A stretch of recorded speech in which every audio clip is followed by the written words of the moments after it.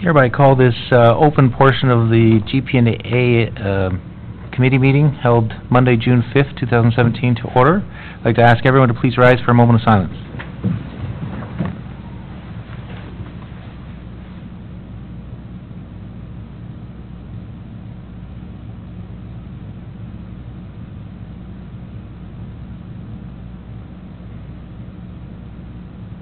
Please be seated.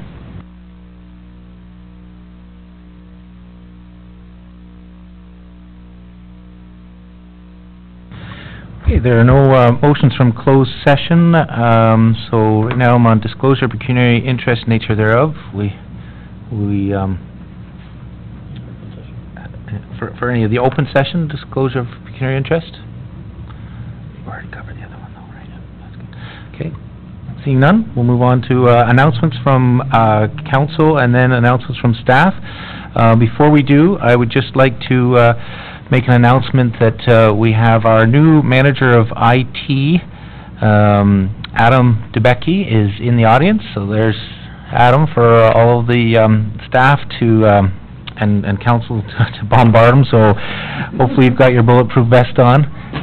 But welcome aboard, Adam. On behalf of the township and the council, I'd like to welcome you to the municipality, and we look forward to wonderful things that you're going to do for the municipality. And I also beside Adam and with Robin, there's Braden Gibson, summer student from Records Management Clark. I didn't want you to feel left out, so you could thank you for being part of our summer student program. Braden, sorry, it's Braden. So again, welcome both of you to the staff. You're doing a little orienteering around the municipality, finding out how to get through the dungeon, I'm imagining, and well, welcome aboard. Next, we're announcements from council. Councillor Guido. Thank you, Mr. Mayor. I'd just like to announce that the BIA is pleased to be holding their annual Moonlight Madness Friday, June 23rd. It'll run from 6 to 11 p.m.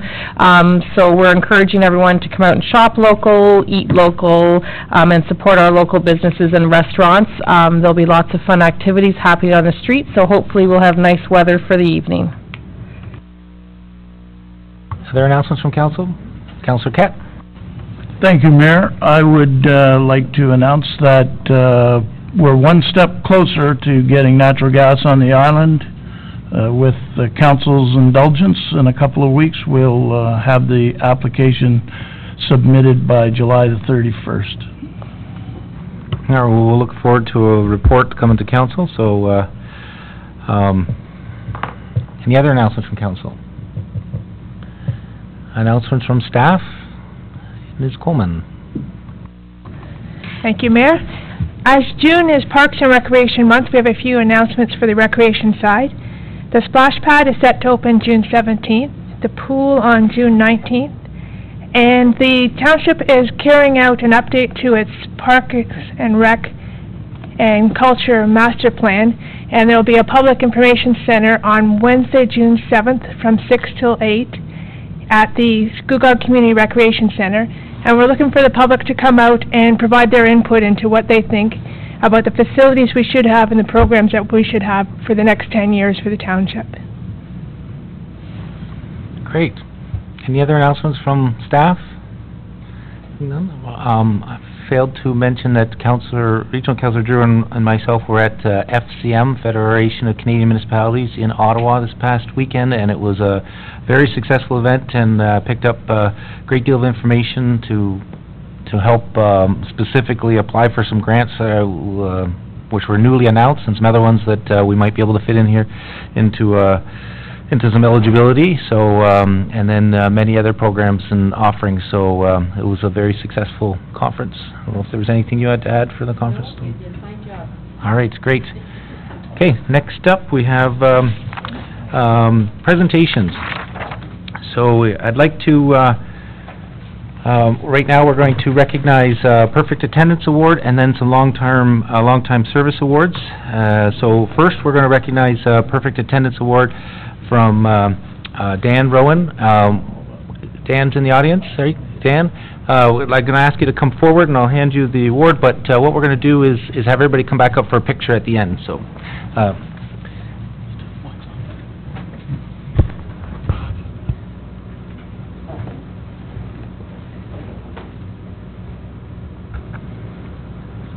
Just trying to pick up some of the... So Dan, this is a certificate of congratulations for recognition of perfect attendance for the year 2016. So, and congratulations on the dedication to the municipality. It certainly doesn't go unnoticed. So on behalf of council, thank you very much.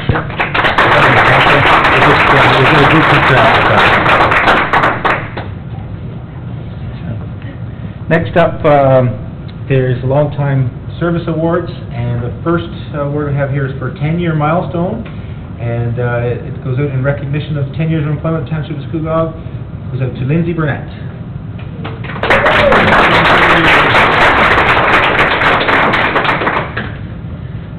Congratulations. Thank you, Mr. Mayor. Council, thank you for your dedication. Thank you. Thank you. Next up, for another 10-year milestone, I'd like to recognize Rodney Lott. Thank you, Rodney. Thank you for your dedication to the municipality. Did I pronounce your name right? Is it Lott? Ilott. Okay, thanks very much. Thank you very much, Council. Mr. Thank you. Next up is another year milestone of 10 years, Allison Vandenberg.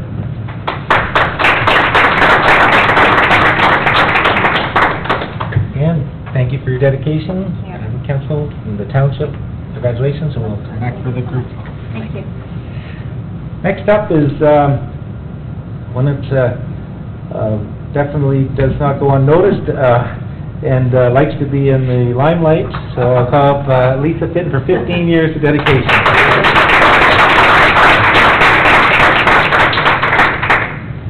Thank you for all your dedication and all that you do behind the scenes and in front of the scenes. And do you have anything to say to the camera?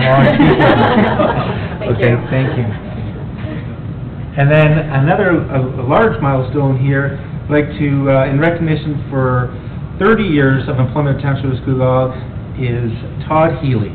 Please come forward. Oh, Todd Healy's not here today, I was just notified. So, on behalf of Township, we want to thank Todd Healy for 3 decades of dedication, and we'll just view him in spirit here while he's not here when we do our photos, but we'd like to put a round of applause for his dedication.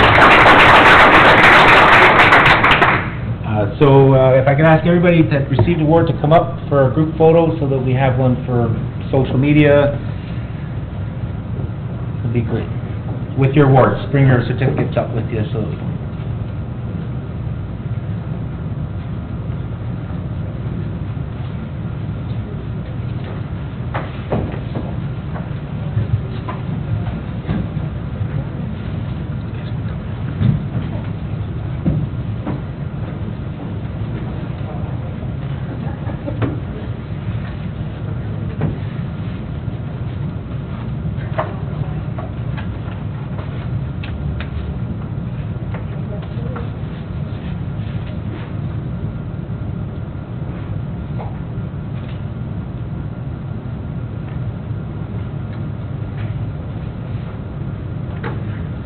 Great, congratulations, guys. Thank you.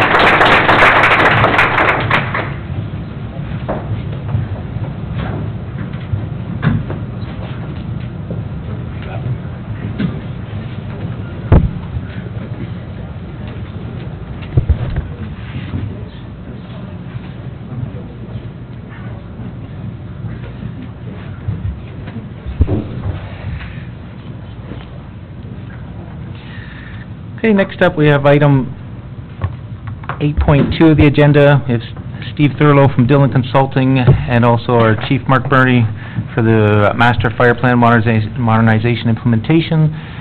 So once Frey gets the PowerPoint up, then we'll continue on with a presentation to council.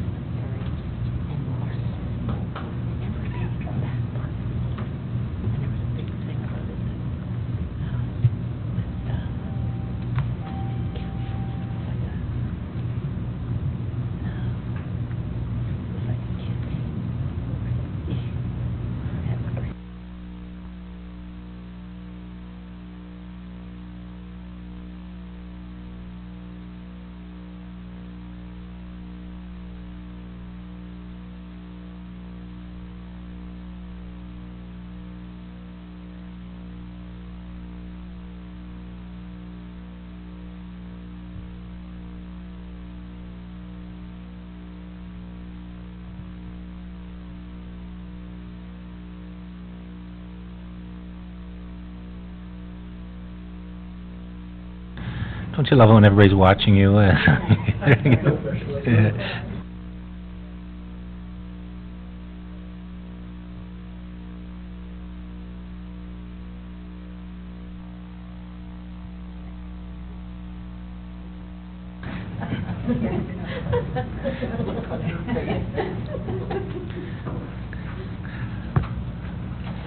All right, thank you, gentlemen.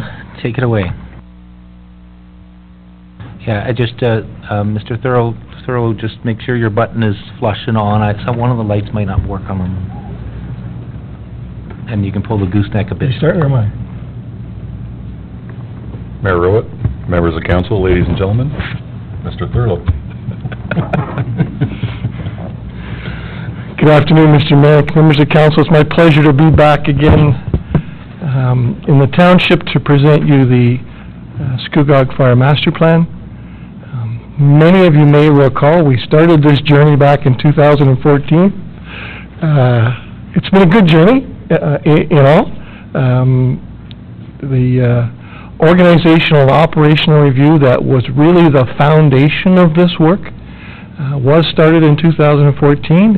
There has certainly been a lot of things happen in the township over that period. We have had a number of changes at the senior staff level, some changes at council.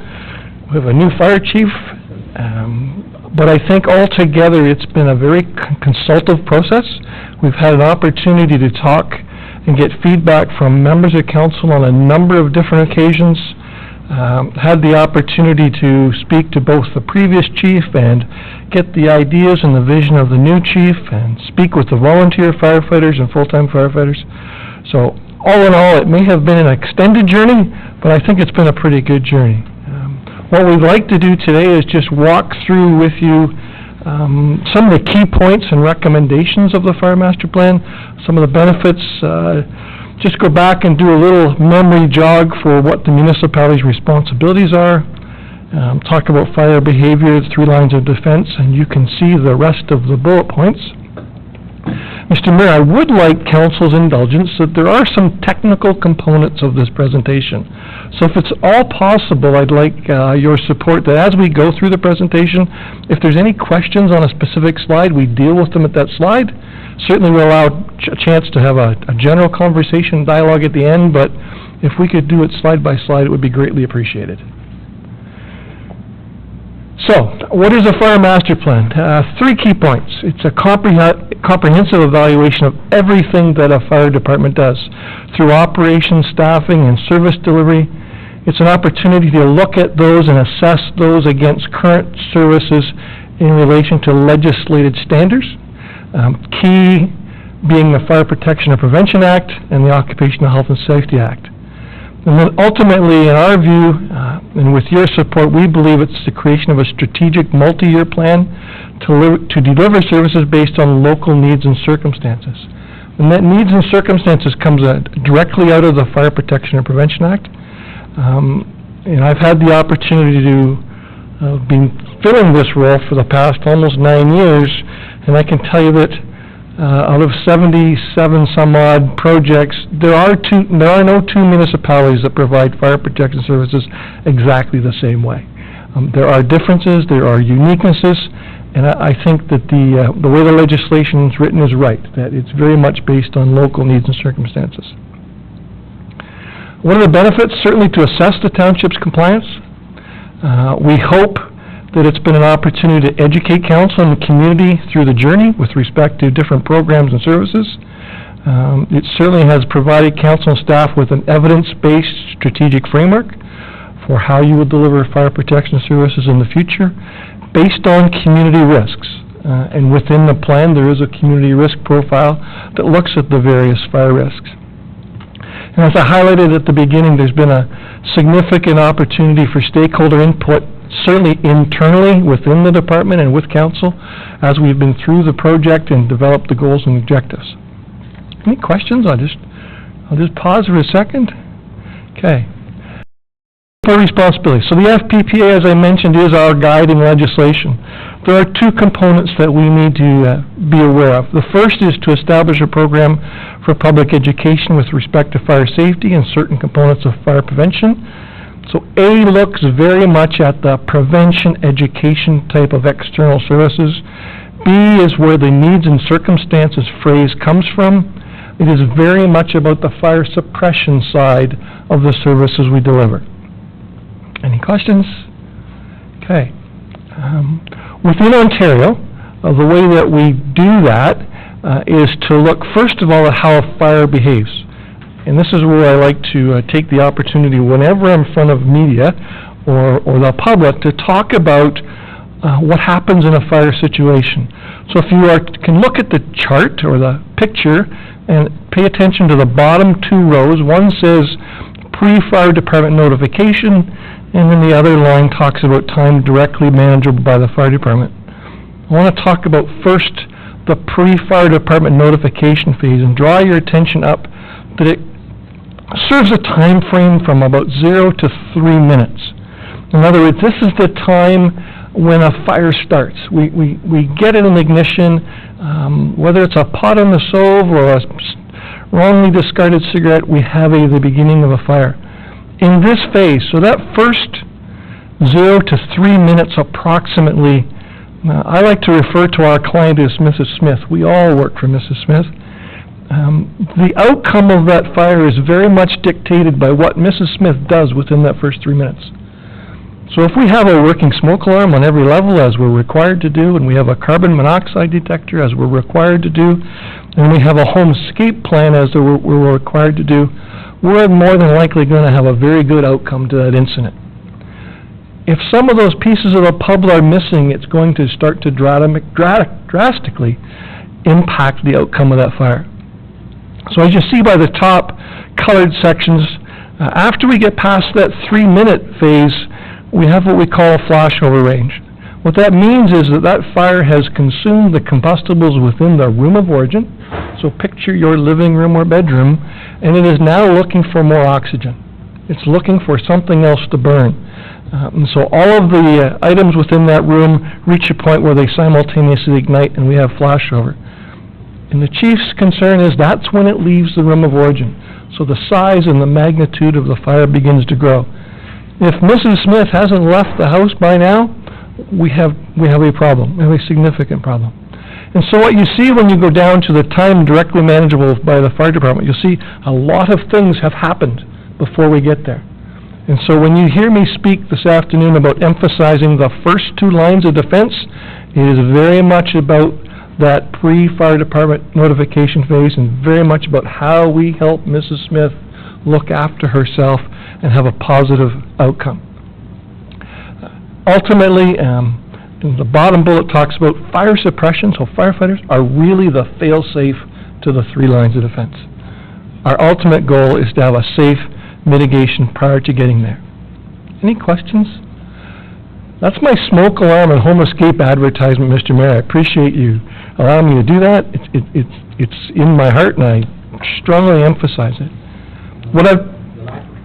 Sorry, the lack of questions doesn't mean that they're not interested. I think it's a very wholesome agenda today, and maybe a little gun-shy to add extra questions on, so don't take any offense if you're not receiving some dialogue in the middle of it. So thank you, Mr. Mayor. It's very important, though, obviously, for the all lines of defense.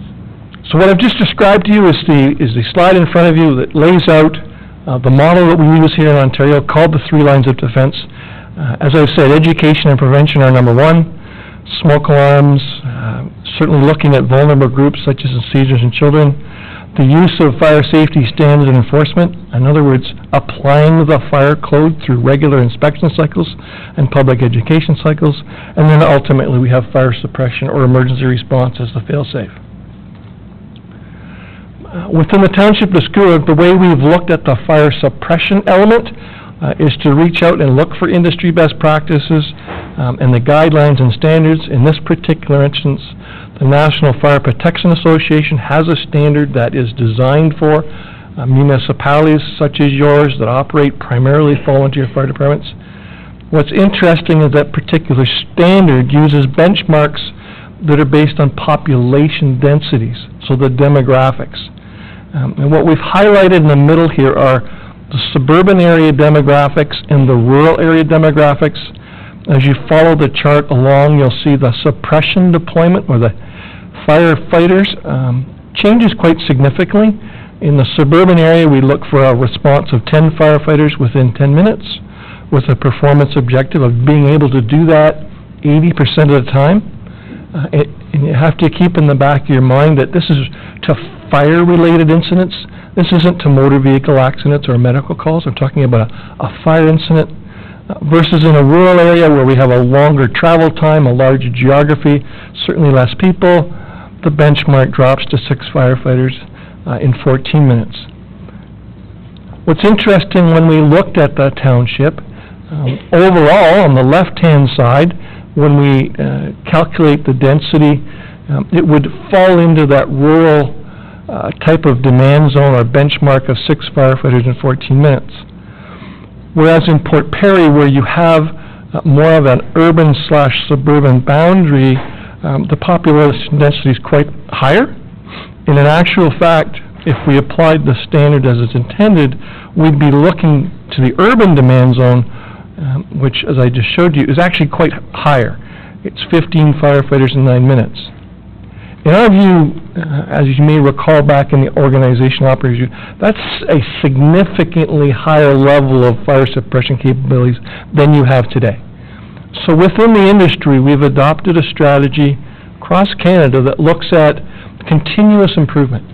So let's set a benchmark more reflective of what we can do today, but a little higher than what we're doing, and look for the opportunities and strategies to continuously improve and grow. So within the township, in the Port Perry area, we've actually applied or benchmarked your services against the suburban standard versus the urban standard. Is that clear? Excellent. Okay, so the 2 elements that we're looking at when we're talking about the number of firefighters in response, certainly we have dispatch time plus turnout time plus travel time equals total response time. But this particular standard, this benchmark, only looks at the turnout time and travel time components together. It separates dispatch time, which is actually very applicable to your situation because you contract out your dispatch port to the City of Oshawa. So, our focus is very much on turnout time plus travel time. Turnout time being from the point when the volunteer firefighters or the full-time firefighters are notified of the incident. They get ready, they get on the truck, and they're ready to start. And travel times from the moment they start until they get to the actual incident. Within the plan, we have come up with what we call 4 strategic priorities. And with our clients, we've found this to work very, very well with council. That what we are looking for is council support to use these 4 strategic priorities to help you at a high level guide how you look at this fire master plan and work with the chief to implement it. I like to take them back to the way we run a corporation or the township. These are the 50,000-foot level things that we want to keep in the backs of our minds as we move forward. And then within the report, there's certainly a number of recommendations, many of which the department through this process has already acted on and is doing quite well towards moving in that direction. And then there's some that we'll talk about today, and you'll certainly talk with the chief about some that may have a financial impact or need council support in order to move forward. Okay? So the first of our 4 strategic priorities is targeted at the fact that you have a very strong, dedicated group of volunteer firefighters. They are your primary resource for fire suppression. What we are trying to recognize within this and suggest to the community that a significant portion of this fire master plan is targeting sustaining the utilization of volunteer firefighters. I can tell you that in my work across the country, this is either the number 1 or number 2 challenge with the fire service across Canada. Recruitment and retention of volunteer firefighters is a significant challenge. What we've done within this plan and working with the chief is to try to develop strategies that focus on how important this resource is and how we sustain it into the future. Number 2 talks about the fact that community risk has become a big part of the work that we do.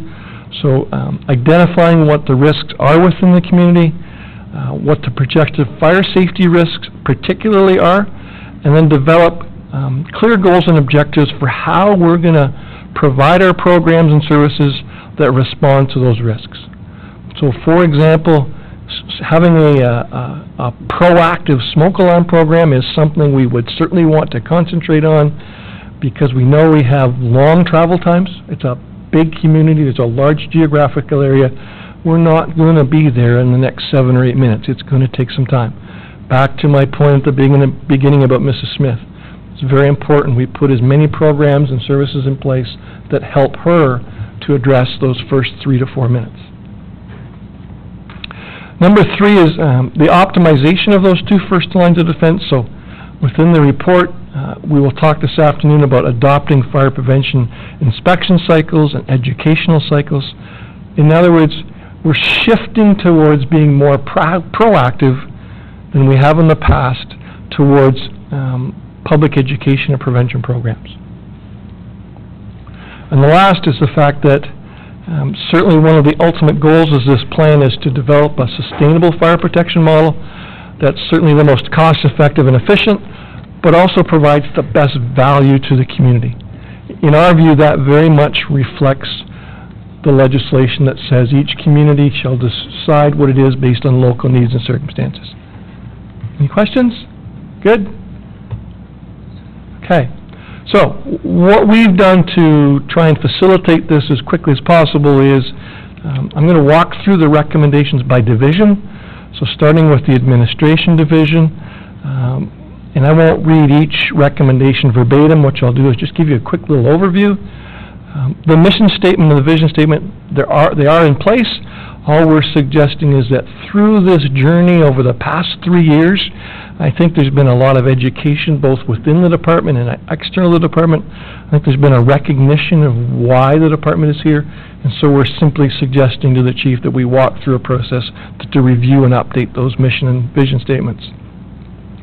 On the administrative side, it's been a pleasure to work with the administrative assistant who currently works within the department, and what we are looking for here is an opportunity not to go full-time, but to provide additional hours and potentially an overlap of part-time resources at the midweek point where, in our words, we have the right people doing the right work.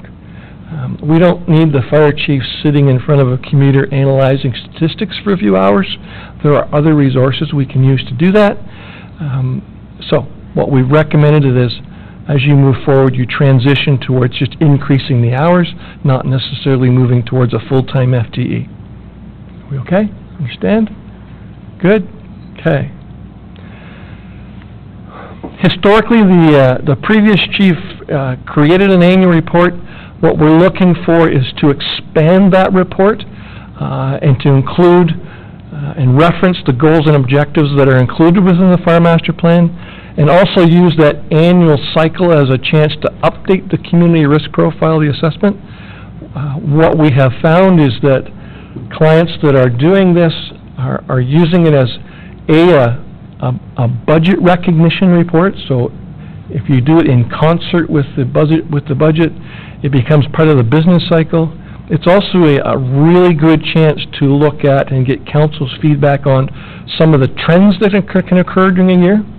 So we may see a year where there's an increased focus in the use of a program or a gap that begins to show in one of our areas. Excuse me. The next is the fact that, again, through this journey we've identified that the establishment regulating bylaw is out of date. Once you consider this plan and look at the different services and programs, there's going to have to be an opportunity to go back and look through it and update it. And then the last on this page talks about that the open air burning bylaw, again, it's been some time since it was looked at. It needs to be reviewed and updated. Councillor? Thank you. 2 questions on that page. Get over there. Sorry. 2 questions there. What do you feel is wrong with the existing bylaw 6205? Like what has changed since that bylaw?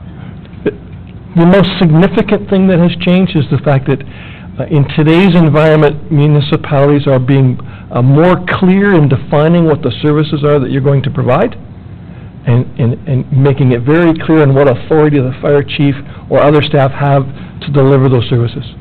Historically, established regulating bodies have been vague in just saying that we're going to provide fire protection services. I've seen some that vague.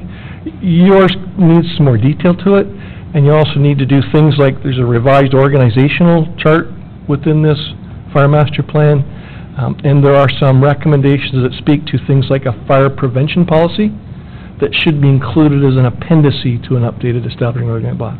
So, short messages, it's updating it to 2017 expectations. Okay, now, one question. A number of us at one of our AMO conventions went to the marijuana grow up. Yes. And that's very, very significant to have an updated fire plan with that happening. So, because of the chemicals and things like that. Absolutely. So, I just wondered if that's what one of your things would be.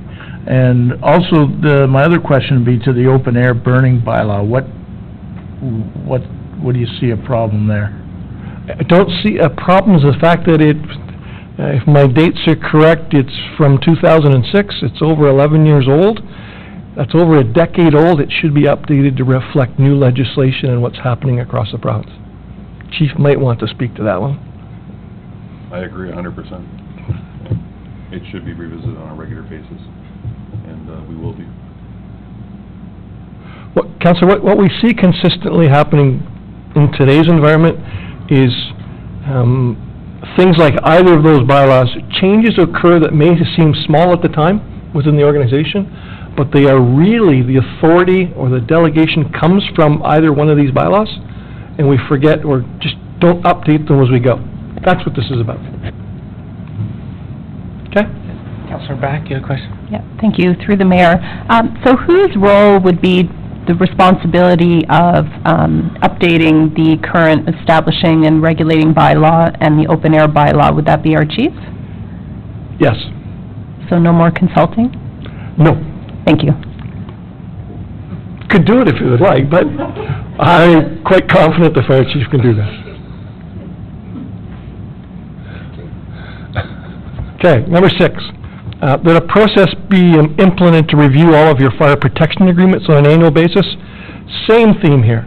We want to make sure that wherever you have an agreement in place, that you keep looking at it and do an annual review just to make sure something hasn't changed either organizationally, operationally, or legislatively that may impact that agreement. The next one looks at that you investigate options for contracting out all of the elements of fire dispatch. So you have a current agreement with the city of Oshawa for providing fire dispatch. They don't do 100% of the dispatching process. It would certainly be an operational benefit to you to have them do, or someone else do, all of it, versus committing some of your primary resources to this service. If the chief hasn't put a report in front of you yet, I'm sure this one won't be far away. Okay? Number 8 just speaks to an operating guideline committee.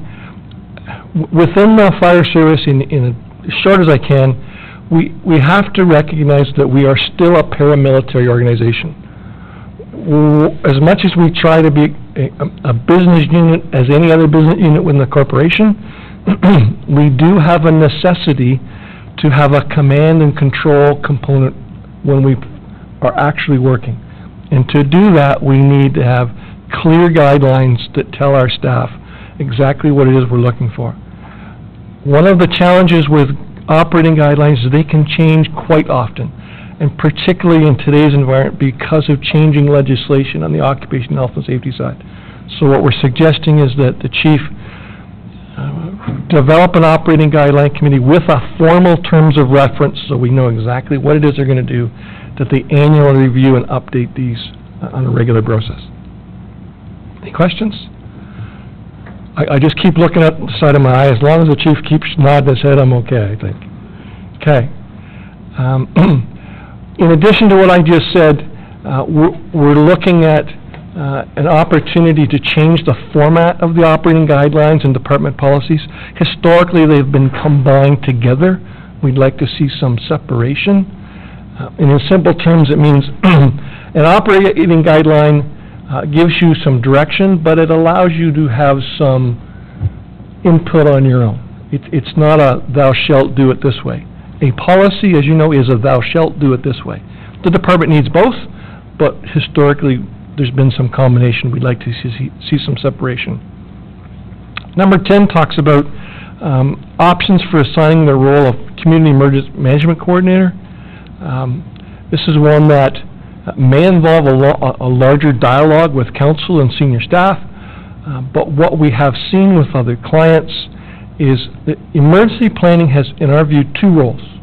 There's an operational role, which the fire department consistently and appropriately plays a lead component of, and then there's an analytical or administrative role that, quite frankly, a lot of other people within a township such as yours could effectively deliver, because what happens in an actual emergency situation is you look to this gentleman to do all of it, and you need him to be in the operational mode, not in the administrative role.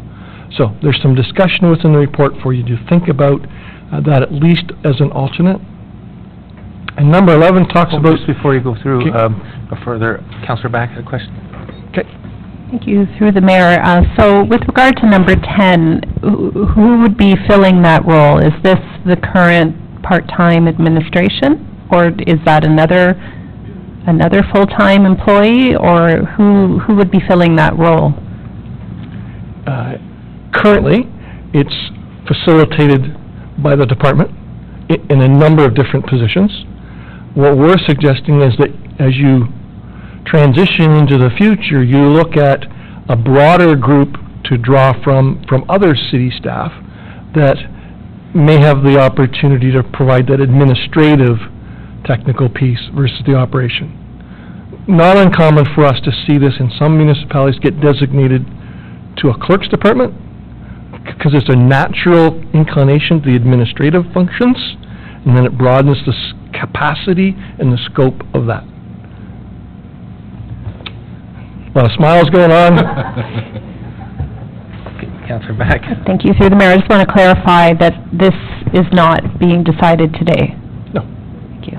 So just to clarify, these are recommendations, this report for the recommended motion just to receive this report, and then the chief will continue on with his plan, and then be able to answer more of those logistical questions that you're wanting to ask. Yes. It's there. Number 11 talks about actually developing a department policy that defines the required records management process. So what are we doing with our records? What records are we keeping? In other words, we need to formalize a process that has been informal for decades. Okay? Okay. Now this recommendation simply introduces the strategic priorities that I've just talked about, but ultimately what we're suggesting here is that council approve the strategic priorities in order to guide the fire protection plan as you move forward. Okay, now there are a couple of areas within the plan where we've identified specific operating guidelines. You have one currently that's number 1504 that talks about attendance at emergency response and training. Currently, it does not require 100% of the annual training, and so we're asking you to increase that to make sure that all volunteer or full-time firefighters are receiving 100% of the mandatory training. There may be some optional training that may not attend, but we need to keep track from an occupational health and safety perspective that they get all of the mandatory training.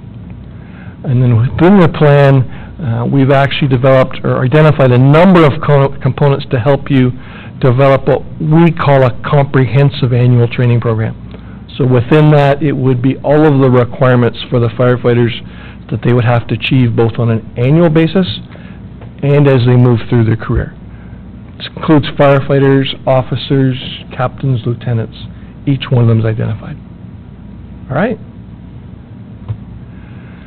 Okay, so within that comprehensive training plan, one of the things we'd like to see the department transition to is annual live fire training, so that each one of our firefighters, at least once a year, gets exposed to a live fire. So, the moral of the story here is, if we do really well at those first two lines of defense and decrease the number of actual fires we have, we actually decrease the skills and experience of our firefighters in actually entering a fire. To subsidize that, what we're recommending is that at least on an annual basis, every one of them gets exposed to an actual live fire. So, this is the bad side of being good. The bad side is we need to increase our training if we can be very, very good on the first side. Number 16 talks about further utilization or optimized use of online training. Now, we have found a significant benefit with this with clients.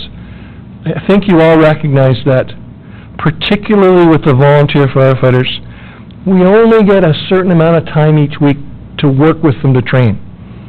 Whether it's 3 hours on a Monday or Wednesday night, or sometimes on a Saturday, it's limited. And it has increased over the past years on what we have to accomplish in that time. And so what we have found is, by splitting out the practical component with the theoretical component, when we have them together, we concentrate on practical, things that we have to be in a group to do, versus the theoretical can be done online at their own time, at their own pace, and it actually supports the concept of adult education that we all learn at a different speed and in a different environment. So we're just suggesting you look more at this program that has certainly just taken off within the fire service. Any questions? Okay. Councilor Guido. Thank you. I just had a question on number 15. So the annual live fire training, is that an actual live fire event, or it's a fire event for the purposes of training?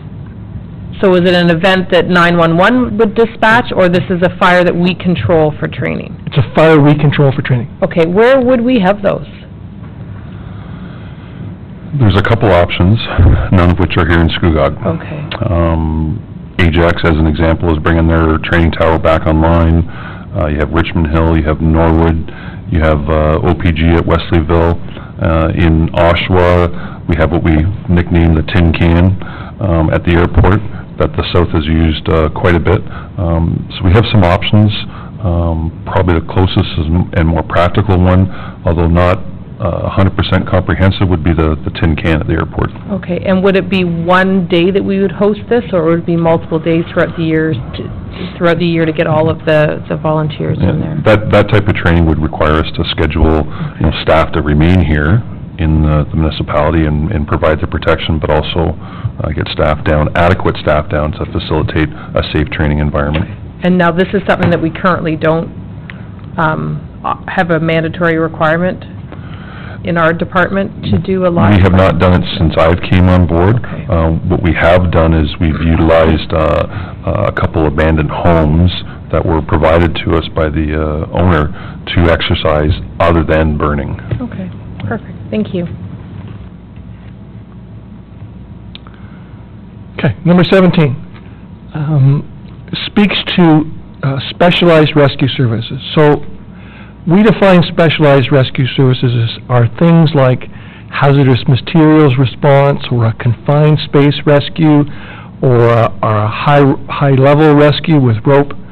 And what we are suggesting here is that you build on the leadership of this particular fire chief, who has a number of contacts within the industry, to look at partnerships with other communities and other larger fire departments to contract this service out that will enable you to provide a higher level of service.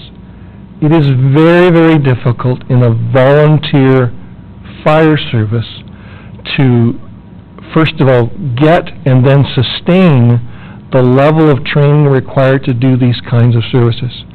There needs to be an overall awareness level, so that a volunteer firefighter can recognize what a confined space is, but to provide the level of training necessary for that volunteer firefighter to enter that confined space is significant.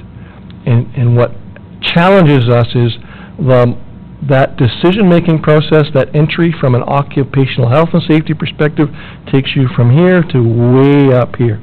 And as an employer, you need to be very cognizant of that. There are other departments within the region that have this capability, and I'm quite positive you could work with them on some type of either an automatic aid agreement that could be reciprocal for different types of things, or optionally it could be a private-public sector partnership.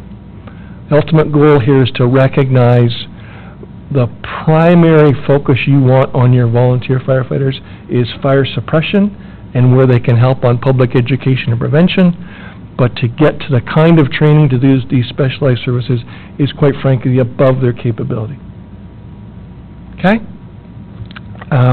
Number 18 talks about enhancing the training opportunities for company officer. What's happened since we started this project is the province of Ontario has transitioned to the use of National Fire Protection Association standards for all of our training. And so where we historically used Ontario-driven standards and curriculum, we're now using national standards and curriculum. We're simply identified here to the chief, we need to look at more opportunities to train our officers, which I quite frankly use a different term, our supervisors, to get them to a higher level of skill and competency.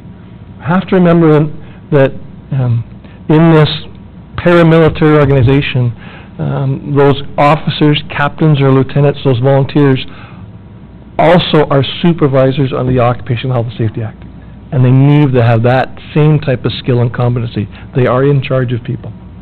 Okay? Okay, so one of the things that we've had some discussion with the chief about, and the past chief about, is from a command perspective. So now, when we're at an emergency scene, someone needs to be in charge. We typically use the phrase incident commander. There is one program that we have seen a number of our clients adopt, which is called the Blue Card Fire Command Training Program. There are others that are of equal quality and magnitude. All we're suggesting is that the department consider adopting one of these higher quality types of programs to facilitate incident command within the department. There are lots of different options. And number 22 talks about wherever possible, the department try to integrate mentoring initiatives within the succession planning. I'll make this personally. I've been in the fire service now for 42 years. We have not done well as an industry to prepare the next generation. And if there's anything I speak to councils a lot about, it's succession planning within the department, so that you start to identify who your next potential candidates are for fire chief and for the next volunteer captain. We need to start building those initiatives into our programs to offer those opportunities, both educational and experiential. Questions? Number 21 talks about looking at or reviewing your current recruitment and retention practices in consultation with the volunteers. Certainly when we met with the volunteers as a part of this project and the previous project, we had a lot of discussion about how we recruit and retain volunteers. I quite frankly think they have some good ideas, and we've presented some other ideas that are happening across Canada within the industry. We just think it's time to step back and have a discussion with them as a part of looking at revising how we recruit and particularly retain volunteer firefighters. Excuse me. Number 22 talks about... Councillor Kett had a question here. Thank you, Mr. Mayor. I'm sorry. I'm just wondering about when the last time you did speak with the volunteer fire people. The last time we would have had an actual hands-on consultation was as part of the first phase one in the organizational operation review, where we held sessions at each of the stations. Since that time, we've had more informal dialogue, either in smaller groups or individually, at sessions like this and following them. But the most formal was in Phase 1 during the organizational upgrade, where we had very formal consultation. When was Phase 1? Well, we started in 2014. I'd suggest that probably happened in early 2015. Okay, thank you. Okay. Mr. Chief Bernie, did you have anything to add to that? Yeah, I'd just like to add, through you, sir, that I was present with the volunteers on Sunday, as a matter of fact, presenting both my report and a high-level view of the master fire plan to them. And my take on it, quite satisfied.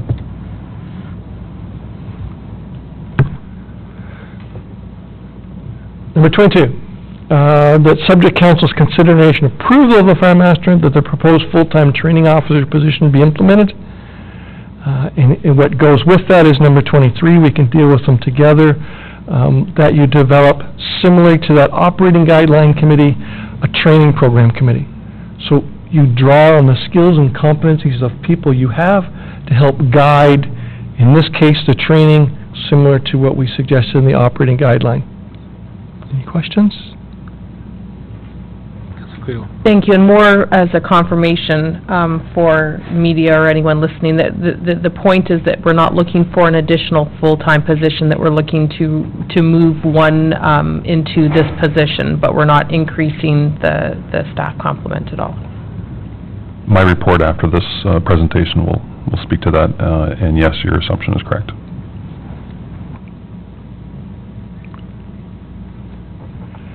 Mr. Mayor, that's why I'd like to just comment or compliment that throughout this journey, I think the department, this chief and the previous chief, where we've identified some things, they've already started to move forward on the implementation. So you're very, very well positioned to move forward with this plan.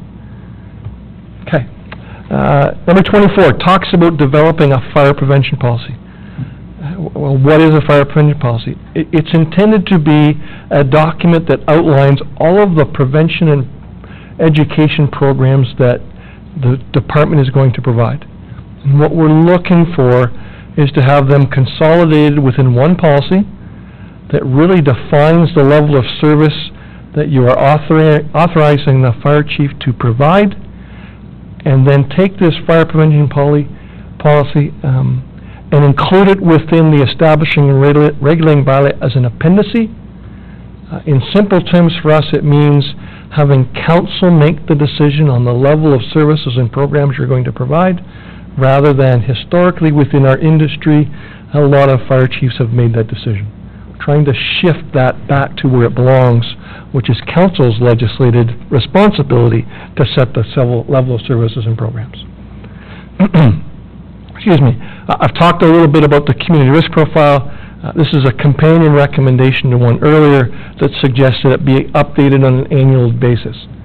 Legislatively, you are required to conduct a simplified risk assessment. It's part of the FPPA. What this will do for you is, within this work, the consultants have developed a framework for a simplified risk assessment. It's actually more comprehensive, but it's in a model that the chief with limited resources will be able to update on an annual basis. And as long as you keep that process in place, you will, in addition to providing you with some valuable information, you'll meet your legislated requirements. Okay? Okay. In the short form of OFMEM is the Office of the Fire Marshal and Emergency Management. I know your chief is fully aware of this, but they have a technical guideline. In other words, they have a document that is intended to help municipalities and fire chiefs on developing operating guidelines for how to do a fire inspection and how to work with business owners and occupants on how to achieve and sustain compliance. We're simply highlighting this publicly that we want the department to use and apply this guideline, which I know your chief is fully aware of. Similarly, you have an operating guideline number 910 that talks about fire cause and determination. Quite frankly, it's out of date. It needs to be brought into what the department's current legislative requirements are, as well as who is going to do the investigation, and what skills and competencies are now required for that individual to do that work. I just want to highlight for you a second. There's a theme within this report that may not necessarily come out within a specific recommendation, but it's the fact that recently there was a coroner's inquest in this province that highlighted the importance of skills and competency and certification and qualifications of individuals doing the work. There is a focus of those recommendations within this report. This would be one of them. Okay? Number 28 talks about a guideline for developing fire safety plan review and approval. Within the fire code, the department has an obligation to review and ensure that fire safety plans are in place for certain occupancy types.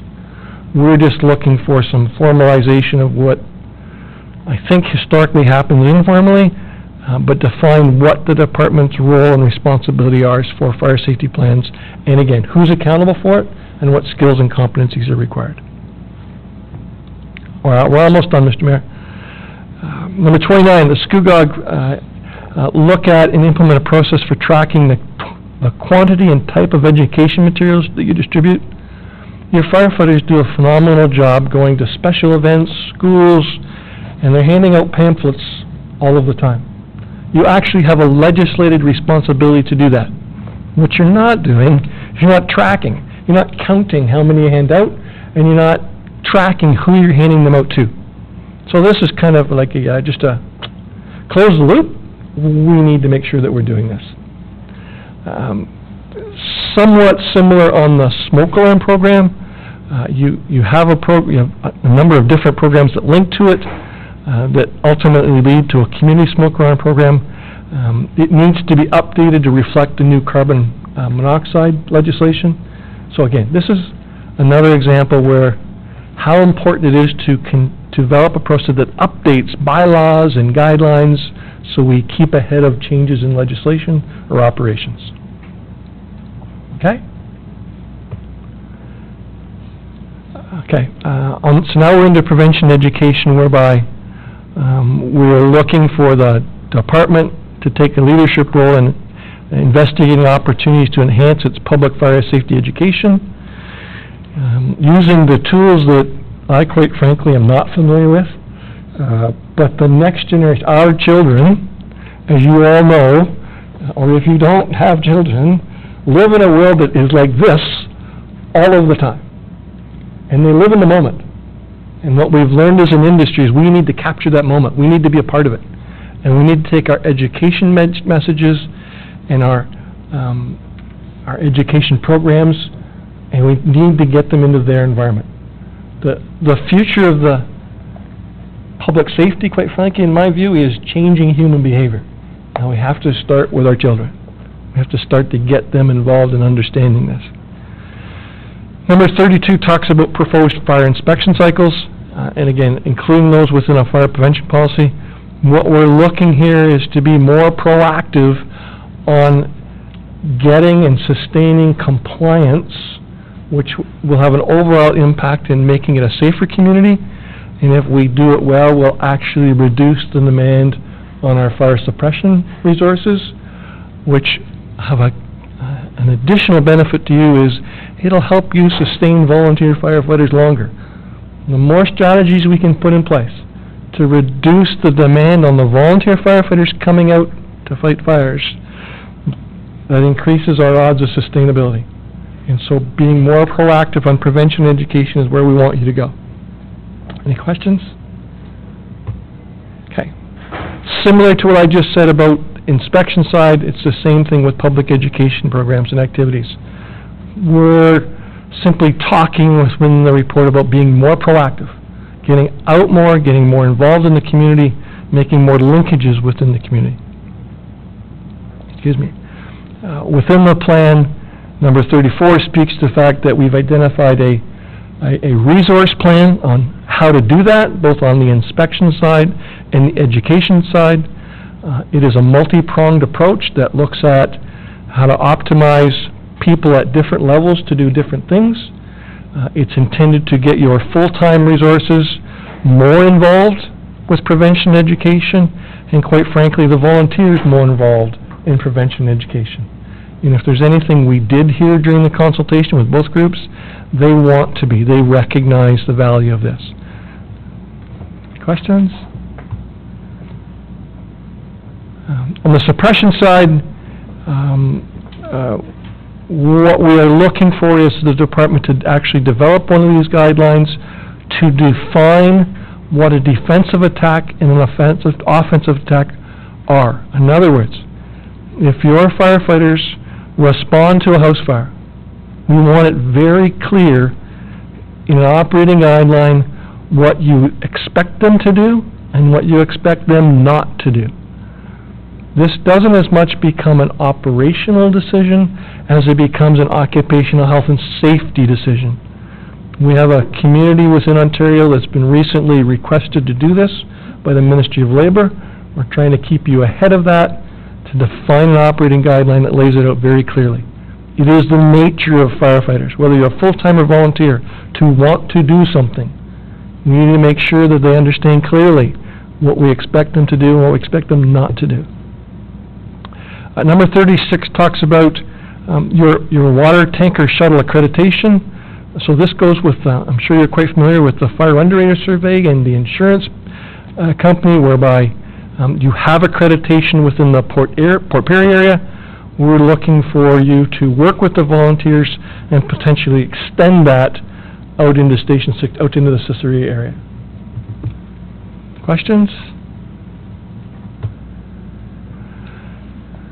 Now, Mr. Mayor, I'm going to take a little bit more time here on this one. This is an important slide. It's in a little bit smaller font, but within the plan, we're suggesting that the township adopt some performance benchmarks. So I want to be very clear. These are not standards, not intended to be standards. It is intended to be some goals and objectives for how we're going to provide fire suppression services. A talks about that we strive to achieve an initial response deployment of 4 firefighters to all fire-related calls. Some key words here. Strive to achieve. So there's no guarantee. We run a volunteer fire service. But our goal is 4 firefighters on the initial apparatus to all fire-related calls. I'm not talking about medical calls. I'm not talking about motor vehicle accidents. But we know through research and experience that anything less than 4 firefighters arriving at a fire scene have very limited capabilities. Back to what I just talked about, defense or offense. If we have 4, what they can do actually increases significantly. B talks about from a risk perspective. So now when we look at the community risk assessment, that we ensure we deploy 4 firefighters to low-risk occupancies. And low risk is the garden shed in the backyard or a detached structure in a field. 14 firefighters to a moderate risk occupancy, and moderate risk is a single-family dwelling, the house across the street. And 24 firefighters to a high-risk occupancy. A high-risk occupancy is a care facility, any type of a long-term seniors type facility or a hospital. Now there's no benchmarks here for how long it's going to take, but we have learned through experience that we need that type of a resource to mitigate that kind of an incident in that kind of risk. In some of these instances, you will not be able to do this alone. Assembling 24 firefighters at a high risk may require you to go further with your automatic aid agreements. It may require you to do, as we've identified, expand the pool of volunteers you have. It's very important you understand this from a risk perspective. C talks about, as I mentioned at the beginning, so across the community. So what we've suggested is your benchmark for the entire township should be striving to achieve a minimum deployment of 6 firefighters within a 14-minute response time. So that's the travel time together. We want 6 firefighters in 14 minutes. This is our goal. We're not saying we can do this today, but what we're all working together to try and achieve, particularly in the rural area. Whereas D speaks about within the Port Perry or the suburban area, it's 10 firefighters responding within a 10-minute response time. It's important that the community and council and the department understand the difference here. In the rural area of the community, it's 6 firefighters in 14 minutes. And in the more suburban area, the defined urban area of the Port Perry area, it's 10 firefighters within 10 minutes. And that these are goals, they're not specifically legislated standards, it's what we are going to try to provide. Council understand that? Okay. We are very cautious when we develop these recommendations for our clients that we use words like strive to achieve. We don't want this to be intended to be a standard, we want this to be a goal, an objective. All right? Okay. Now I'm almost done, Mr. Mayor. On the apparatus side, we've looked at your fleet, we've looked at the age of the fleet, we've looked at your capital replacement plan.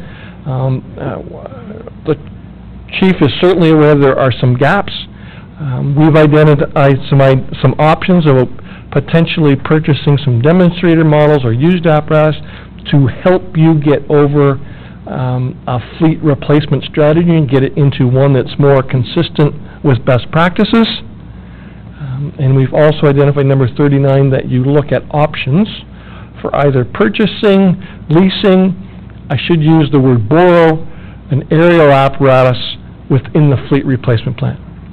So as you look forward over the next 10 years in your capital budget, I know that having spoken to the chief, he's got some creative ideas on how he may gain access to an aerial.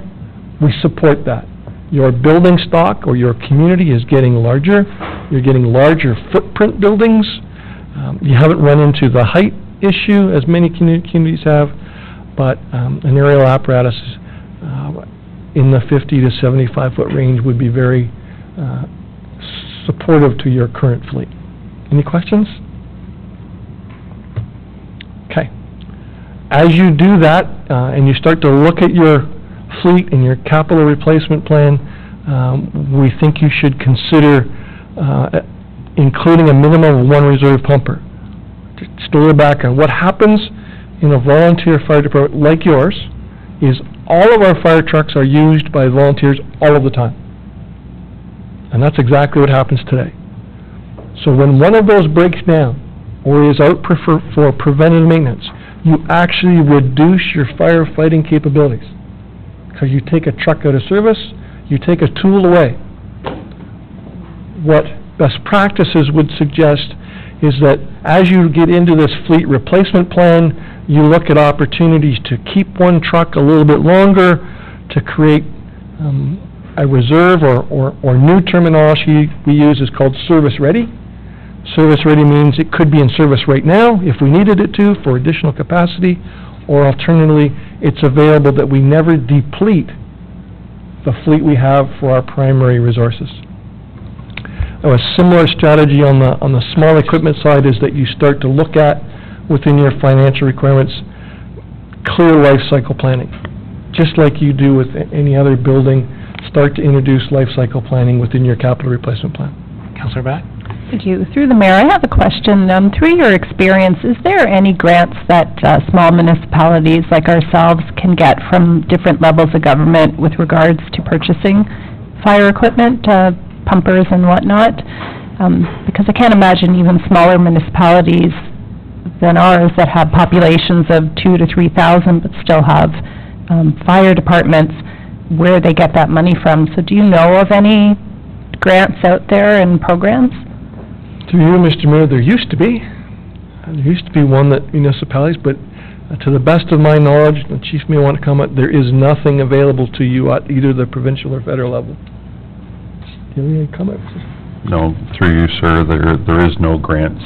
And traditionally, what smaller communities, smaller than our own, do is buy used vehicles. So yes, Mayor, we are seeing the beginning of a trend that smaller municipalities, as the councillor mentioned, are beginning to partner with their larger communities.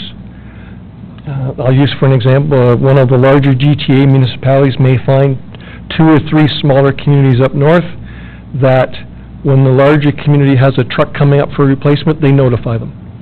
And so we're starting to see this relationship and communities working together to to address the problem, you're absolutely correct. Smaller communities we consistently see have outdated fleets, and they cannot physically afford to repair them. So, things like FDM and programs, like there are those discussions that are happening, we're starting to see partnerships develop. Okay, I believe this is the last slide. Within the Fire Master Plan, you will see a proposed organizational model that, for those member of councils who have been part of this since 2014, when we did the organizational this has evolved quite a bit. What you see in front of you is our recommended model that sees a transition of what the full-time firefighters historically have been their roles and responsibilities to a very different model where they're more involved at the senior level and with different expanded roles and responsibilities.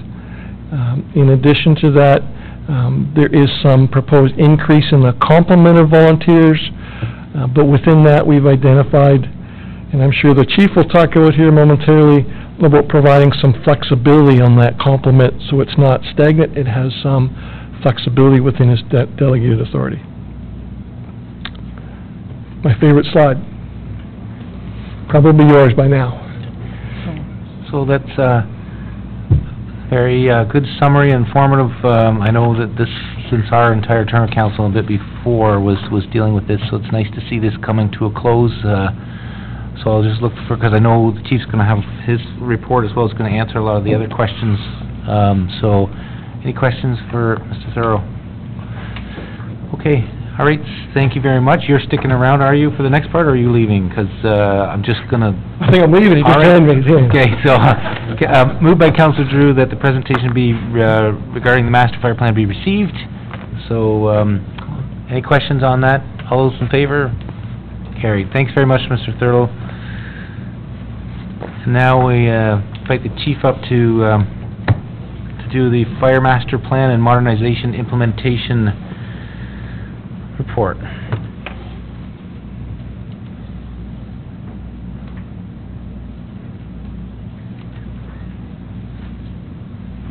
Thanks.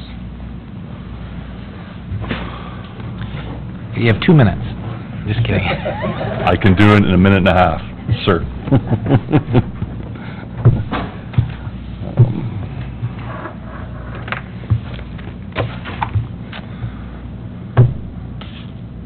Good. Mayor Rowett, members of council, senior staff, members of the media, ladies and gentlemen, it is my distinct pleasure to deliver this presentation to you.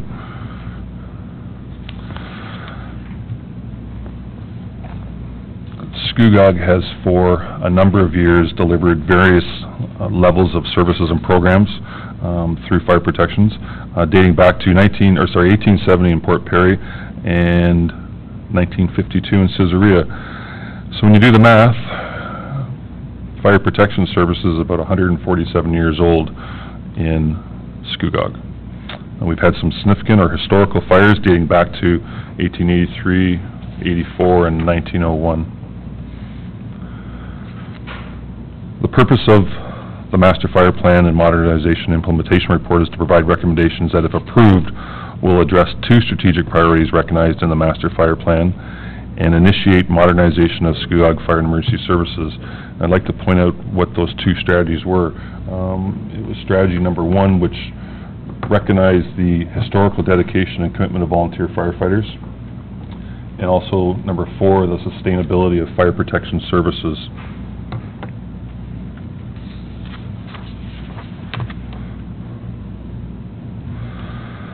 As we just witnessed, the Master Fire Plan was commissioned to Dillon Consulting, and it recognized 4 strategic priorities and 42 recommendations, to which I might emphasize again, we've acted on over half of the recommendations that are contained within that report.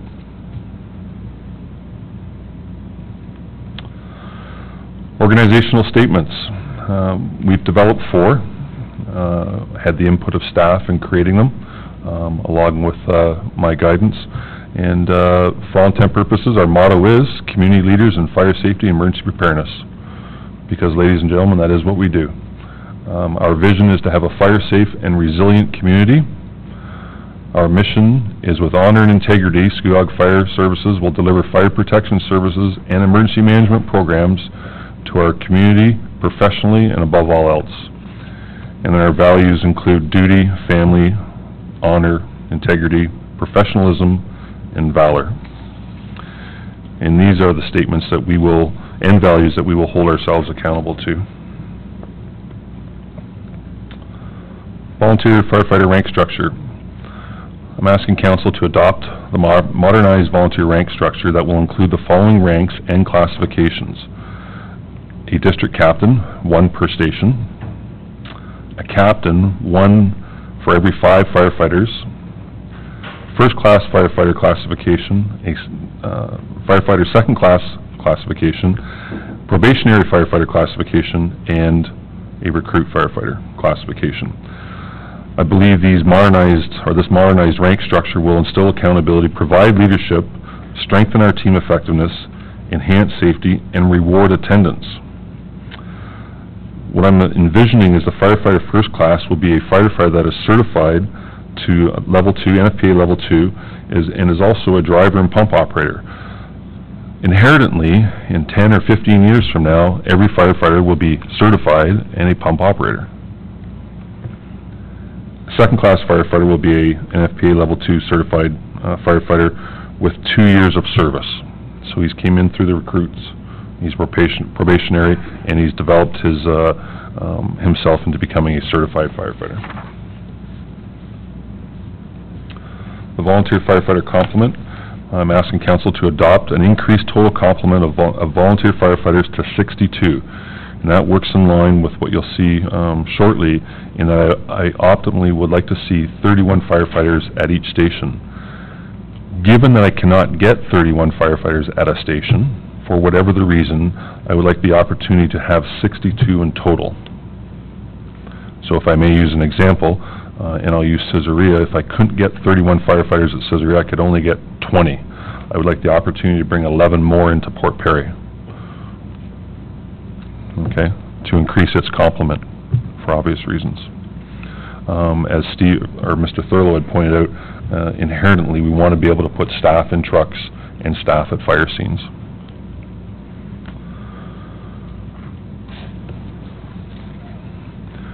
I would also ask that council adopt the flexibility of having 65 volunteer firefighters across the department. That would allow us the opportunity to perhaps pre-plan for retirements, short-term and long-term absenteeism as a result of illness or injury. Volunteer firefighter remuneration. Adopting the modernized remuneration structure will provide volunteer firefighters with a rank and classification structure that rewards volunteer firefighters for attendance, professional development, and duty. As I'd indicated earlier, our firefighters would start, our off-the-street firefighters would start at the recruit level, move through the probationary, second-class firefighter, first-class firefighter, and then in time as we need officers or a new district captain, we would develop the staff accordingly. Accordingly, I would like to pay them as such. I believe that's important. Remunerate them. Again, to me, it just helps to adopt a structure and instill responsibility amongst individuals that I believe they want, and it's good for them. The weekend standby rate, something I believe is very important to us as a community, and that would continue to be a part of the remuneration. Maintaining a complement of firefighters that at least delivers the moderate risk requirements is important. The moderate risks are inherently our biggest fires. Part-time staff, through the 2018 budget process, I will ask that the administrative assistant roles be increased 2 persons, 24 hours per week, for a total of 48 hours of administrative support.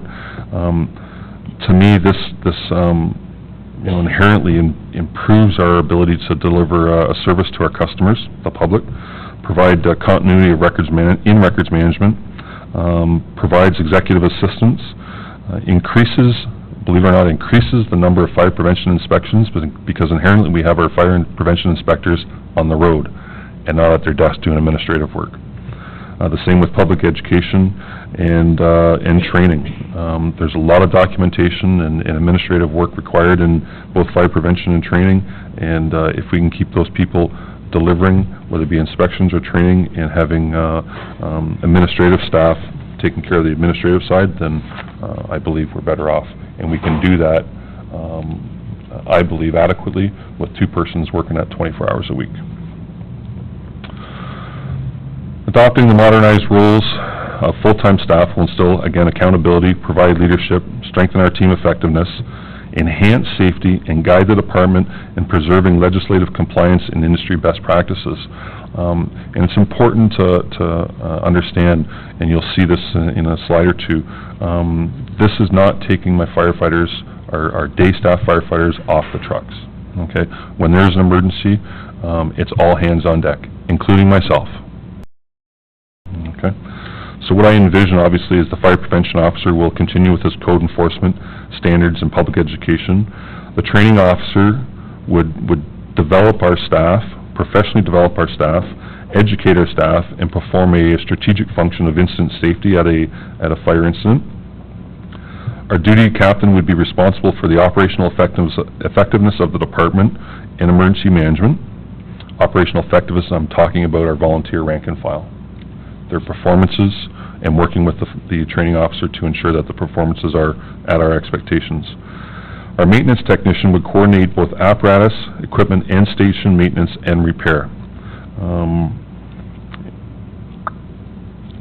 I believe this is a good thing for our department. It's a good thing for our municipality, and I have to say, something, this is only possible through the cooperation we had in negotiations earlier this year, and the association got on board and seen the same vision I do, and seen their roles and how they can be a big part of this department in a go forward. Our organizational structure would look like this, and it would be used to conduct the day-to-day business of the department.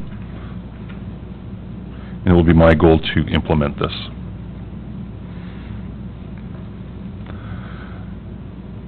As you can see, there's arrows going both ways, and that's because, yes, I might be the fire chief, but I have ears, and I will listen to my staff.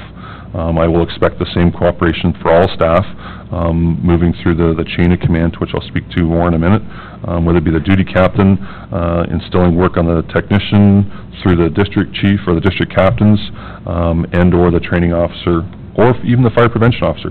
My anticipation is that, or expectation is that volunteers will be a big part of all roles within our organization, including delivering public education and performing inspections, Part 2 inspections. As you can see, this organizational chart does not include a deputy chief. Okay, my goal is not to replace me, so to speak. Operational chain of command creates instant accountability and provides for an effective sharing of information and enhances firefighter safety. I will implement this operational chain of command, and it goes beyond the fire incident in the sense of if one of these boxes, if I may, or players were to be absent, then somebody has to fill in. Okay, and it gives you the structure from, if I may, a firefighter on the right through to myself on the left. Okay, as was the case when earlier this year when I took vacation, the duty captain stepped up and fulfilled my roles.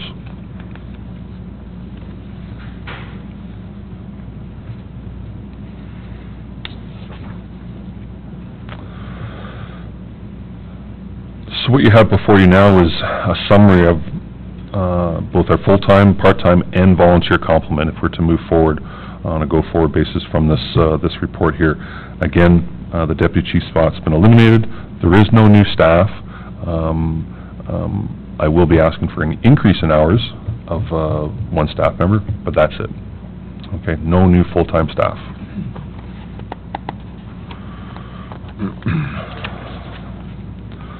Volunteer firefighter recruitment. Volunteer firefighters are Scugog residents, business owners, shift workers, stay-at-home parents who are willing to provide a service to their community.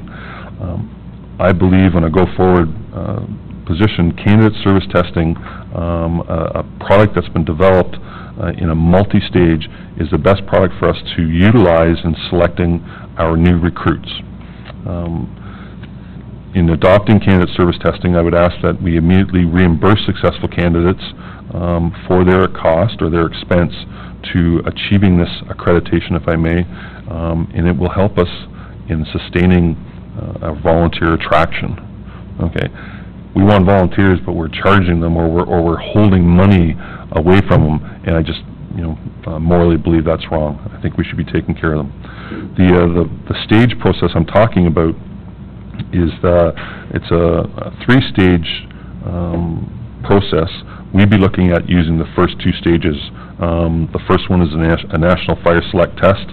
The second one, stage 2, actually is in two parts. It's a medical screening and a clinical assessment. And it is my belief after that, we can take care of the rest. We can take care of the performance-based competencies through training. This will save us as we move through into new recruits in the service.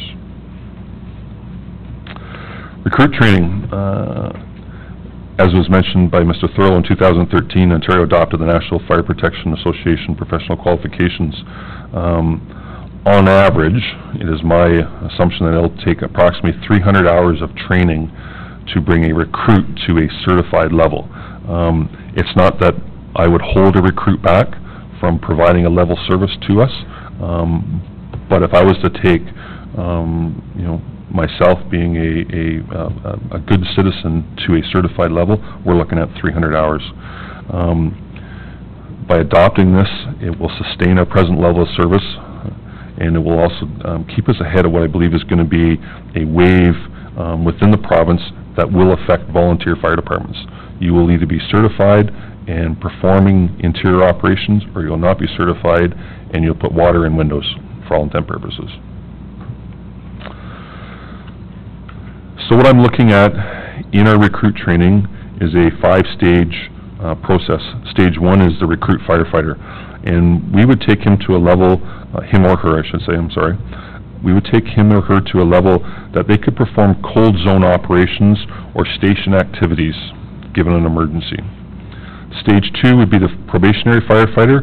He successfully completed the recruit training and now can provide warm zone and exterior operations only. Okay, we've not put them into the hot zone. And then with a stage 3, which is the firefighter second class, obviously this person would be a certified firefighter and can perform up to and including interior operations. A stage 4 would be, again, the certified firefighter with the pump operations, driver and pump operation competencies. And then the stage 5 would be the development into the officer. Maintenance training, as Mr. Thurlow made us very well, there are requirements under Occupational Health and Safety Act. As employers, we're responsible to provide information, instruction, supervision to a worker to protect their health and safety. And in order to meet this requirement, staff will be required and will issue a training compliance policy, okay, requiring 100% maintenance training. And I have to tell you, it will be a strategic process. We can't expect anybody to show up on a Monday night or a Tuesday night faithfully every week. We have to be very strategic in what we offer our volunteer staff, and we will do that. And we'll offer them every opportunity to be compliant to this type of policy. As well, we'll publish an annual and biannual training plans that will allow them to map out their own personal lives and still attain the requirements of such a policy. And again, this allows us to maintain the technical skills and certifications that are inherent in being a firefighter, whether it be career or volunteer. Because our customers expect a professional delivery of services when we knock on their door.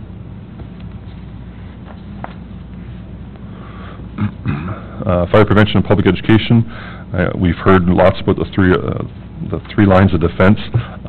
We will focus on, through policy, the first 2 lines of defense. Okay, we'll instill our public education programs, activities, and services within our policy. Again, as I mentioned earlier, my expectation is that every member of the department will have the knowledge to identify Part 2 infractions and deal with them immediately. I don't want a truck going to a dwelling and leaving that dwelling without ensuring that there's working smoke alarms and, if required, a working CO alarm in that building, in that dwelling. As was mentioned, we have a wide range of equipment that's instrumental in the delivery of fire protection services, technical rescues, pre-hospital care, and hazard mitigation. Much of this equipment requires regular maintenance and annual certification. Staff, through the annual budgeting process, will address worn or end-of-life cycle necessities. As an example, we recently had our annual testing done on our heavy extrication equipment. I had a heavy hydraulic pump and low-pressure airbags removed from service because, A, they were not serviceable nor testable. And you know, I'm not saying every piece of equipment's like that, but we're exercising our due diligence, again, because you know, when we go to that scene, that piece of equipment must operate. And if it doesn't operate because we lack competencies in instilling that they were within their life cycle and usable, then we have an issue. Regular maintenance, you know, just helps to preserve equipment. It really, really does. It's no different than changing the oils in our cars. Okay.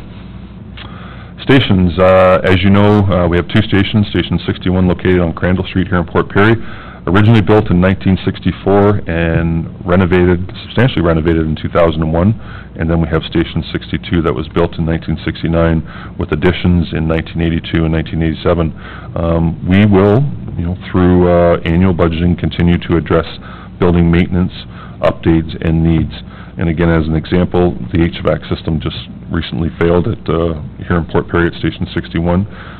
And I mean, I'd be premature to give an excuse other than regular maintenance is important, plain and simple. And our maintenance technician will help us in developing not only regular maintenance programs, but actually do the maintenance that he's quite capable of doing, and then schedule all of our equipment, stations, and/or apparatus to go to a maintenance provider that's out of his capabilities. Apparatus, as was mentioned, we have three pieces of apparatus that have exceeded their 20-year industry life expectancy. Staff will provide a strategy to replace apparatus that have exceeded their end-of-life cycle with new demonstrator models and/or alternatively used apparatus, and develop a fleet replacement schedule that works for council, the department, and the community. I do have another report coming before you that will speak to two of these pieces of apparatus. Calls for service. For all intent purposes, calls for service come in two categories: emergency, non-emergency. We rely on volunteer firefighters to staff apparatus and provide a minimum depth of response. Not all responses require a depth of response generated from a general activation of all volunteer firefighters. Staff will establish a response protocol that speaks to an effective depth of response and provides direction to staff when the depth of response is less than minimum. And I believe that speaks to one of the concerns that Mr. Thurlow addressed. In policy, we will identify if you have 4 firefighters on a truck and you're the first into a dwelling fire, what you're capable of doing. If you have less than that, this is what you will do or will not do. And then ideally, if we have greater firefighters, what you're capable of doing. Ideally, the depth of response should be realized through a large number of firefighters arriving on few apparatus in a timely manner. Okay, it's been practiced and in some cases acceptable when a couple of firefighters arrive, they jump in a truck and they go. Okay, what we'd like to see is a large number of firefighters responding on few apparatus, and that inherently speaks to our recruitment program and where our volunteer firefighters live in relationship to the stations. Communications, again, as Mr. Thurlow pointed out, communications functions are split into 2 areas of responsibility: call taking and alerting through an agreement with Oshawa Fire Services, and then I have firefighters that assume incident communications and control at either of the respective stations. This approach, frankly, has been, accepted for years across the province. However, we are talking about firefighters, and we are talking about standards now that have reached the communication branch of many of the fire services across the province, the country, as they did in policing and EMS. And again, through annual budgeting, I will revisit the service agreement with a goal of unifying the communications functions. Emergency management, a lot of work has been done in this area in developing the space at Station 61 into an effective work environment for the municipal control group. Staff will continue to develop the emergency management program and provide a framework for the municipal control group to guide the municipality through a community emergency, should it happen, and touch wood it doesn't. Financial implications. Implementing the multi-stage training process for both recruit and maintenance training can be accommodated within the salary allocation of the 2017 budget, and I stress, can be accommodated. Implementing the modernized rank structure can be accommodated within the salary allocation of the 2017 budget. I'm not asking for any more money, and I hope at the end of the year, with calls permitting, or lack of calls, I'm giving money back, so to speak. Implementing the proposed volunteer firefighter remuneration structure can be accommodated, again, within the salary allocation of the 2017 budget. As well, utilizing candidate service testing in the selection of volunteer firefighter recruits can be accommodated within the salary allocation of the 2017 budget. And if I may give you a magnitude of the savings as we go forward, and I will include a red and black summary, if I may. Modernizing the full-time roles and responsibilities and not replacing the deputy chief role puts us in the black. Okay? My quick math would suggest around $70,000. Okay? Modernizing the volunteer remuneration structure to a performance-based pay structure or remuneration structure again puts us in the black. I'm presuming, and again, I'm looking at history of calls, et cetera, et cetera. If we had a horrendous rash of calls from here to the end of the year, I'll be wrong. But looking at history, $25,000 in the black. Modernizing the volunteer firefighter structure savings can only be recognized through new volunteers being brought on board, the recruit process. But as I suggested in just changing the candidate service testing as our mechanism for testing volunteer recruits, one recruit, that's a savings of $400 right off the bat. Revisiting our automatic aid agreements with our neighbors to a more cost recovery type of an agreement, I believe puts us in the black and it works good for our community. And then regular proactive maintenance of equipment, stations, trucks, I will assume will provide a savings through proactive approach and put us in the black.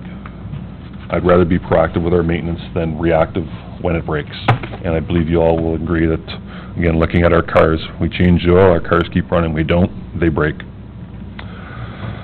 So in conclusion, this report includes recommendations that, if approved, address two strategic priorities recognized in the Master Fire Plan, initiates the modernization of Scugog Fire and Emergency Services, and provides the most effective and efficient level of fire protection services at the best value to the community. And with that, Mayor Rowett, members of council, thank you.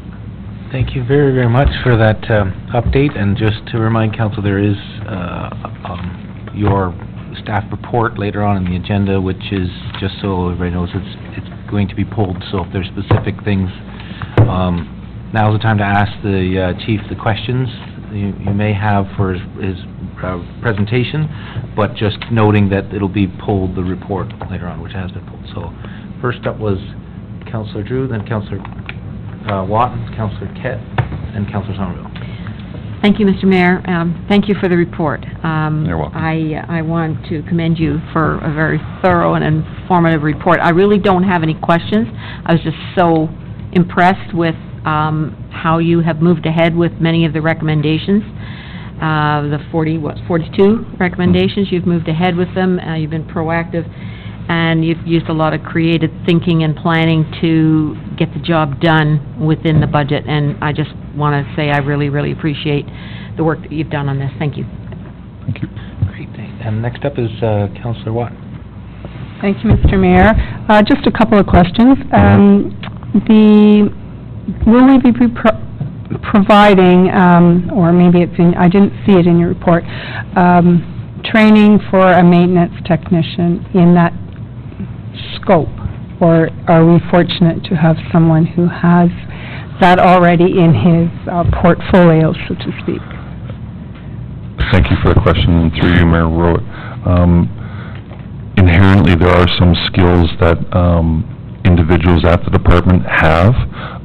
With that being said, there are tasks that will require some form of training, whether it be training on a piece of equipment to, for instance, perform fit testing for face masks or N95 masks. There will be some type of performance-type training that will be required, yes. Well, I personally am in favor of anyone learning something new to improve their skills, so I think that's great. My other question is, you mentioned a couple of times the not replacing the deputy chief. So my question would be, how do you foresee succession planning in that department to come to your spot when you decide to? Thank you for the question. Through you, Mayor Rowett, I'm not leaving. Okay. All right, you all heard that here. We're going to hold him to it.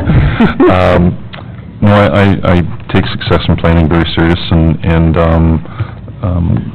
after I got to know the capabilities of presently the career staff, I started a mentoring program with them initially. As we bring a district captain on board, I'll include the district captain in that mentoring process as well, because you never know, as you and I both know. So, yeah. Great. Next up is Councillor Kett. Thank you, Mayor. Couple of things. I really appreciated the first presentation, because we could have stopped them and asked the questions, because it seemed so far long ago that you were at that slide. You were speaking about wages for volunteers and different categories of volunteers.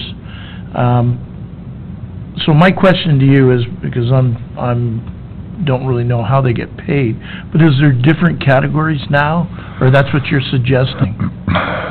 Yes, there are different categories right now. Frankly, there's three. There's one for the probationary the recruit firefighter.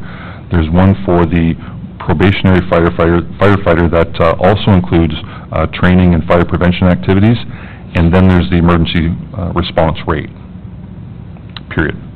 So what I'm recommending and asking of you is that we continue to acknowledge our recruit firefighters at a lower wage per hour, I might add, and then we recognize them as they start to progress in their development.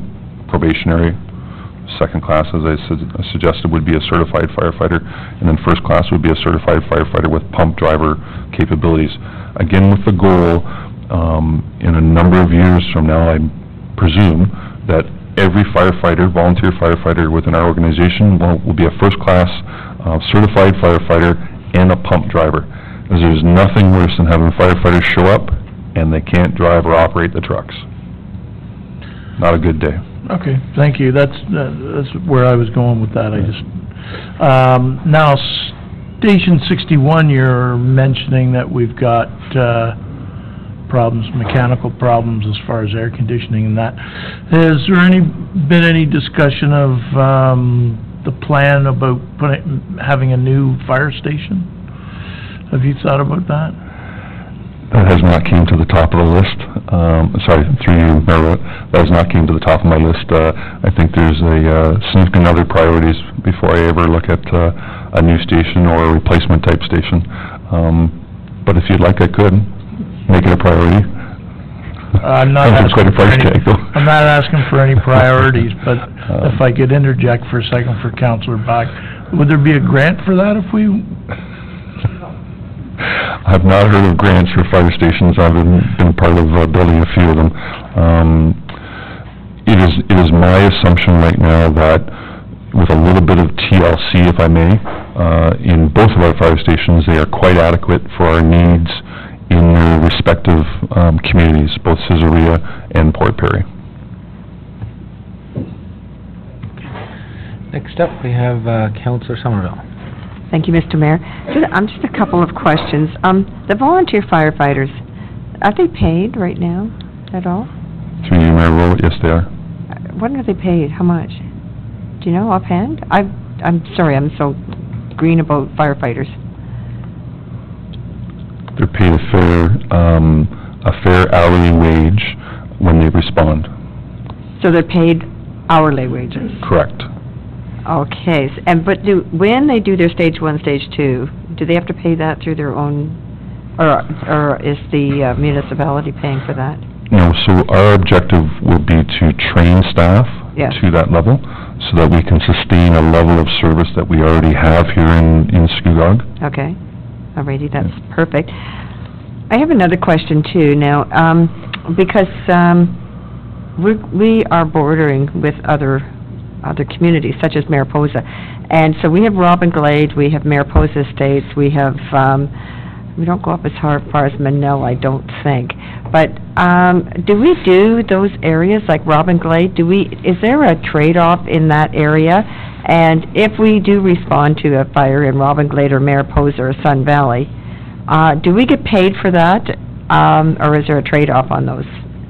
Through you, Mayor Rowland, we were in fact in Mariposa Estates today for a medical call, and to be honest, I have not looked at the agreements with both the north and the east as of yet, because my initial indications were they don't have as much of an impact as our agreement to the west.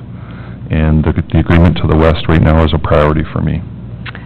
I believe that the agreements to the north and to the east are very much on a cost recovery basis. Oh, that's interesting, because there's a lot of people in those areas there. I guess, have you driven in that and seen the amount of homes that are in Robin Glade and Sun Valley? Through you, Mayor, you're testing me on my knowledge of the community. I've probably driven through there, but recognizing the names, I can't remember. Yeah, because Little Britain has to come down, so Yeah. we're doing a trade-off there, I think, that I can recall. Correct. And to the east as well. Now, does Caesarea go over to View Lake, and do they go into that area and do a trade-off with the east section? Through you, Mayor, yes, we have done mutual responses both into Kawartha Lakes and Kawartha Lakes into our area. Now, if there's a barn fire, and how many men go out right off the bat to a barn fire? That's very significant barn fire. Does this make a 2-alarm or a 3-alarm, depending on the size of the barn? Through you, Mayor, we don't have an alarm system in place, but it would be a general call-out or a general alert of all of our staff, both stations. And inherently, we would, depending on what is burning, staff both the incident and backfill at our station accordingly. Sometimes it's through mutual aid. Sometimes we have a good response of volunteer firefighters, and we're able to staff an adequate number of apparatus to deal with the incident and keep a resource back at, we bring them into Port Perry here, being the central station for the community. Okay, and my last comment, Chief, you did a great job. This is really well done, and I think you can be proud of this work. I read it thoroughly, and I really think that this is well done. Thank you. Thank you. Councillor Beck. Thank you, through the mayor, and I concur with all of the councillors here. It's a job well done. It's taken many years, and we're very thankful that you were able to bring this to the finish line. Mr. Thurl left so quickly, I thought that the building was on fire. I did have a couple of questions, and he just sort of got up and darted. So if you can humor me, I'll ask you those questions, or, Mr. Thurl had stated that the volunteers, were initially consulted in the early part of his, I guess, Phase 1 in 2015. So I'm just wondering, because we've had new recruits thus after, obviously you have to continuously have new recruits, and they wouldn't have been involved in that process. And I'm just wondering if they were provided the opportunity to provide feedback during 2016 and during this year as well, to be part of this plan. Through you, Mayor Rowett, I will answer that from my perspective. Since the day I stood before all staff, and after I made an assessment of the department, I started preaching my vision. And believe me, I had feedback, good, bad, and indifferent. And I've been open and transparent from that point. As an example, mandatory training. They know what's coming. It's, to me, it's just a firm belief. So what I can offer you from my perspective, and I believe the Master Fire Plan complements my vision, I would suggest staff have been consulted by me. And so from that feedback, did you take that into consideration within your implementation plan? Did Yes. you take that and say, okay, I might have thought this is the way I was doing it, but because of the feedback, and so did you receive feedback now of the draft plan once now it's presented to the volunteers? Did they have a chance to look at it and give you feedback of this sort of finished document? Yeah, through you, Mayor Rowett, when the agenda became public for today's meeting, as I do regularly with my staff, I put out a need-to-know email, and the reports were contained within the agenda of this committee meeting, which would include the Master Fire Plan. And then, again on Sunday, I delivered Mr. Thurlow's presentation to staff, and frankly received nothing but accolades for it. So I'm sorry I missed the first question. I'm sorry, I was Betty's cell phone has a mind of its own. Sometimes it speaks a different language. I'm sorry, that distracted me. The first question of that, so yes, that they were actually able to see this and that you received, because I've had feedback in the last short while of concerns regarding the sort of the involvement, because they're our front line, and we want to make sure, as it's stated in number 1 of the strategic priorities, your front line are the ones that are going to be directly affected, and we want to make sure, and at least I want to make sure, but I'm sure all of us here want to make sure that our front line accepts this plan, because that's who it's affecting. We can look at this, I look at it and think it's an excellent plan, it makes sense, we're going to move to modernization, hopefully we'll have increased savings, we'll have a safer community, but I just want to make sure that the frontline firefighters are content with this, and that going forth we have a strong, high morale and high retention. So that's my concern. And so is there any way, because this is GP&A, if that's the only missing puzzle I see here is feedback from our firefighters, be it full-time or the volunteer, is there any way from your meeting that you had yesterday, and perhaps in the next week or so, that we could have just a small report of the general feelings and support behind this document before it comes to council for final approval? Through you, Mayor Rowett, I'll answer your first question now. As an example, in trying to determine how we're going to fit the required training into a volunteer's life, I made a decision to change the hours of training.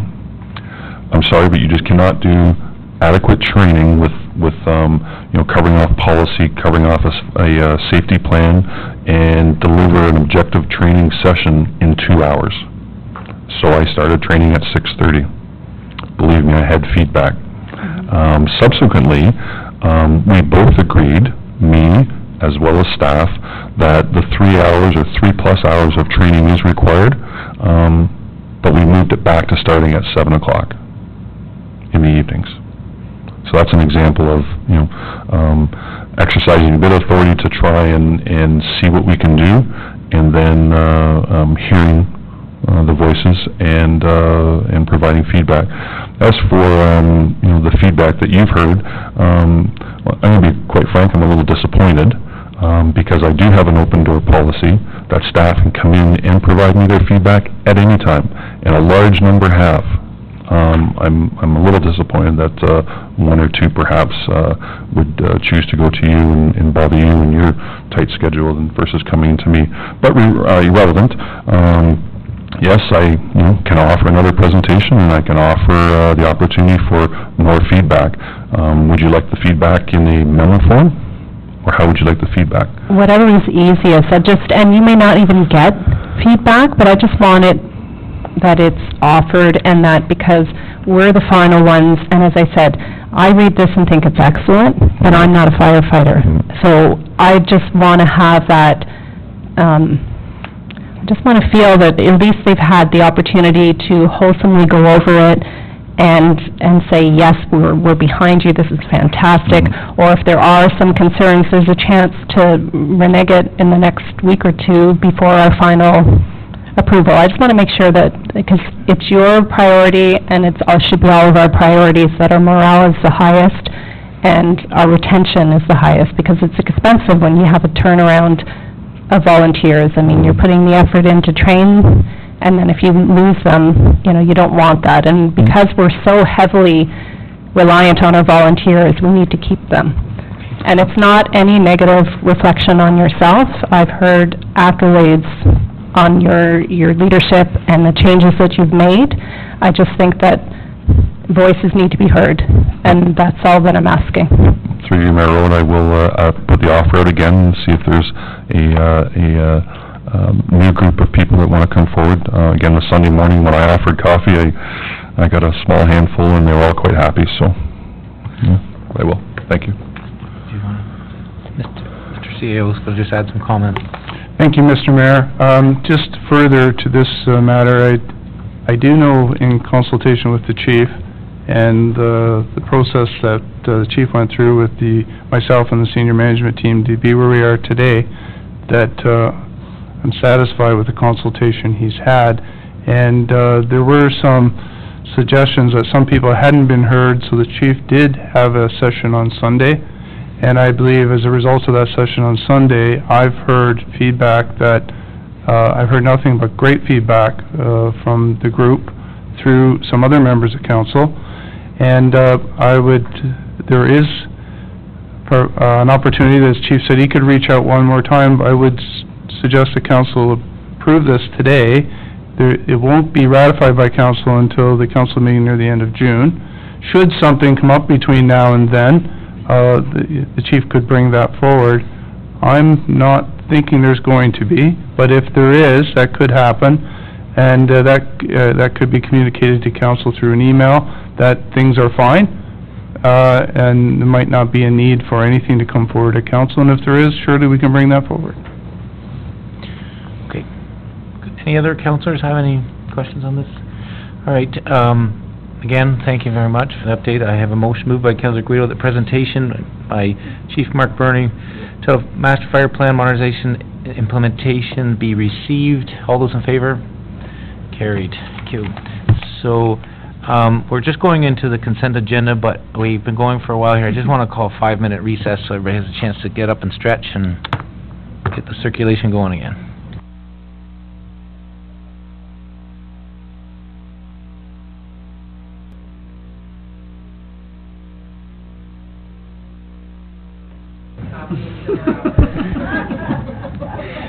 Okay, I'm going to resume this meeting so Councillor Gould can get home and make dinner.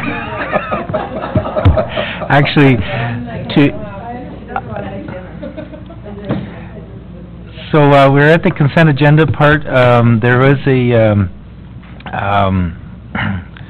consent agenda form that was circulated, so we have some items that are being pulled. If you haven't written the items you wish to be pulled on here, can you please let me know. Councillor Kett, did you want to verify one? 10.22, which is managed forest site alteration bylaw, is on here, pulled. Any other councillors need to pull items? Okay, so I was just about to do that. 10.2.1. Do you want me to name what it is too? Okay, 10.2.2, 10.2.4, 10.2.5, 10.2.6, 10.2.7, 10.2.8, 10.211, 10.212, 10.213, 10.3.9. You're off the hook, Councillor Guido, I think. Any other items that need to be... All right, seeing none, then we have the items listed under Section 10 consent agenda be approved, save, and accept items that have been extracted. Moved by Councillor Guido. All those in favor? Carried. So the first item is Councillor Guido Councillor Back, 10.2.1. This one is, Ms. Halowski is here. If there are questions, we have it actually on the separate sheet here, moved by Councillor Drew, so we've got the recommendation on the floor. Hi there, through the mayor, and welcome to the township. I think this is your first council attendance. Welcome. I have a question on number 25 with regards to meals at conferences. I'm just wondering if the $60 amount is an adequate amount.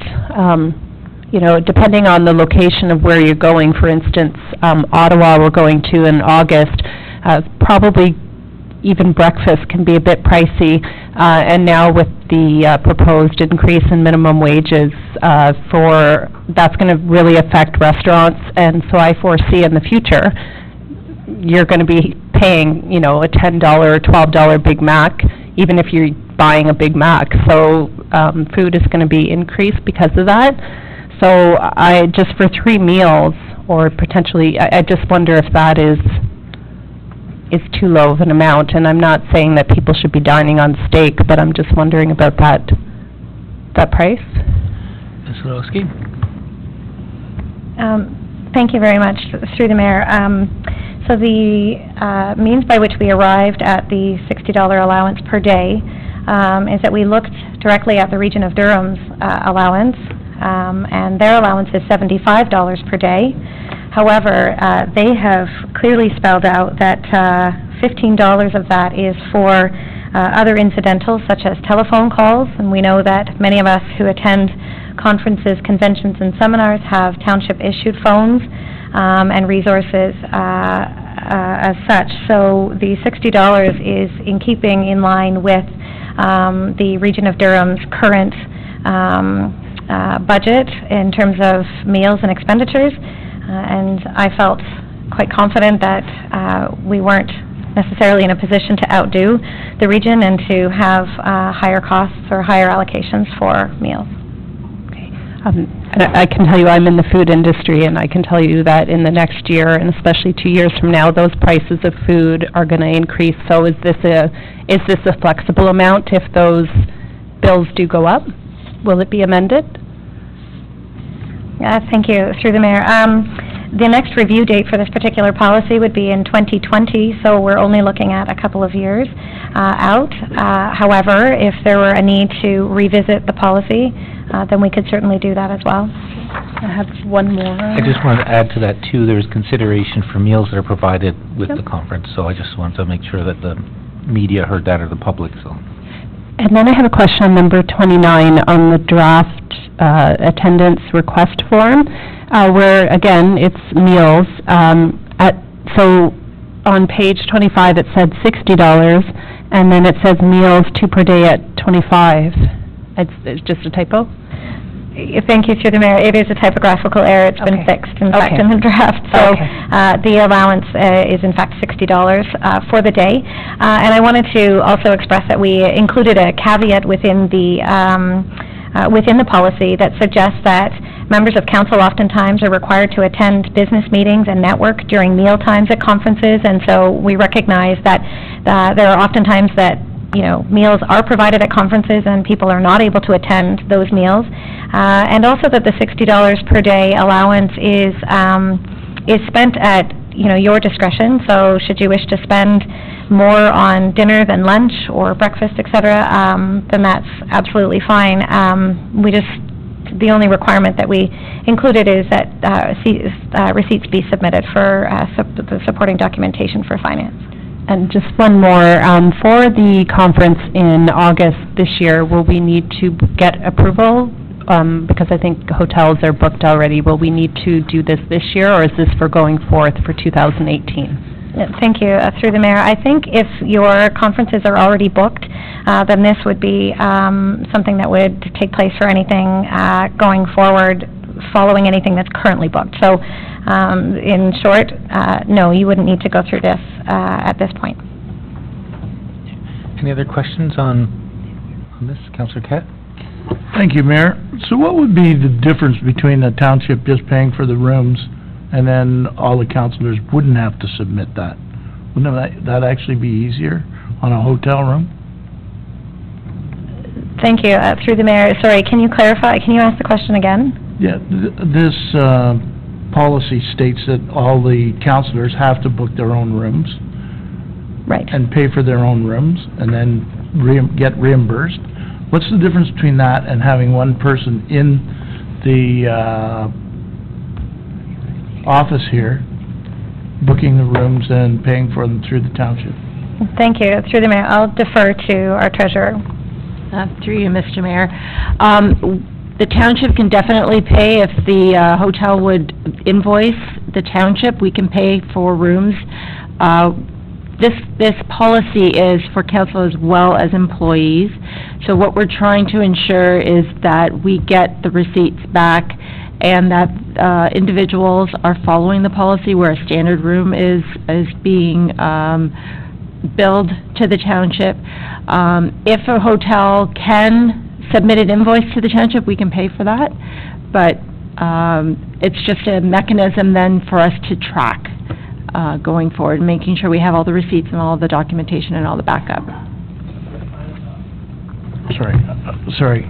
Understand all that, but wouldn't it be easier, like I'm just saying, in a situation where we're having the AMO in Ottawa, when a lot of the councilors are going, to have it booked by one person to make sure everything was done that way you'd only have to submit one check rather than trying to reimburse all the councilors?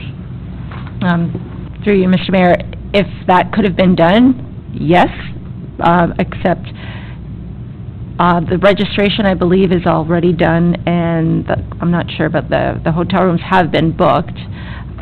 If the hotel can invoice us, we can do that.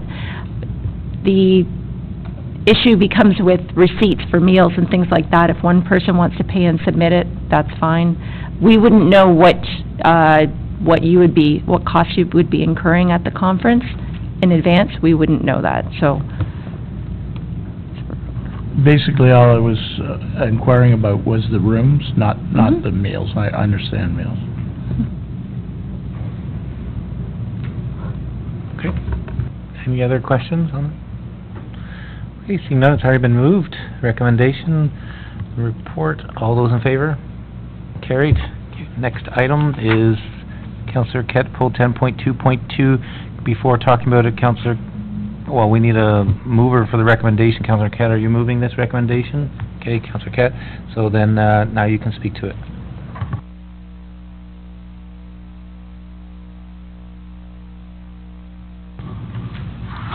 Thank you, Mayor. I'm just getting on here. Actually, I have some questions for Lori Fox, the author.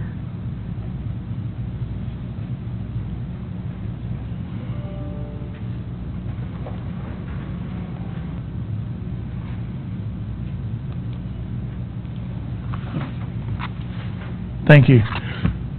What I wanted to inquire about, and of course we've discussed a lot with yourself and Carol Coleman.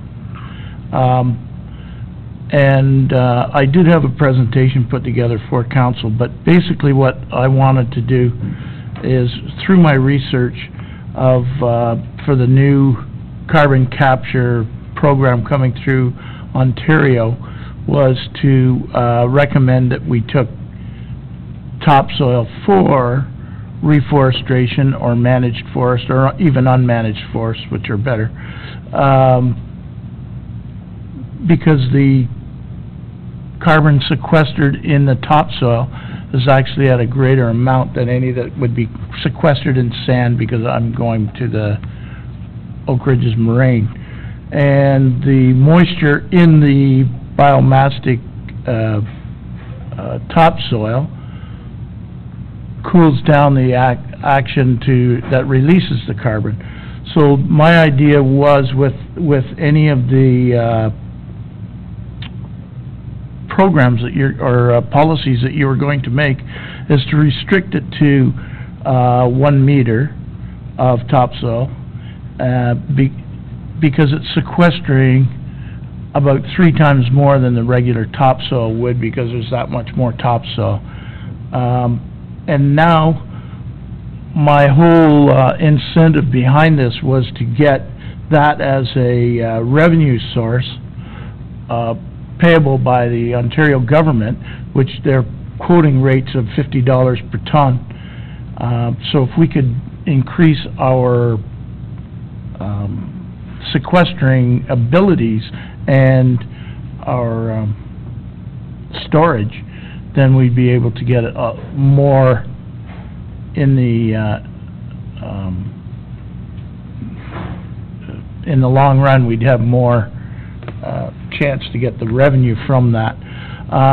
Now, on your, I know that you've gone through a lot of work to do this policy and this recommendation, but my recommendation would have been to not disallow topsoil, but to actually have it, to disallow it if it doesn't have an engineered and maybe a financial plan associated with it, because I think by the number of municipalities that are interested in it, I think we'd be doing a disservice to Scugog by not being able to come up with this. And I know it's in the beginning stages, and I know Carol's put a lot of work into the research and that. So, but I still think that even though it does say that you don't want it at all, that it should be maybe without an engineered and financial plan for that,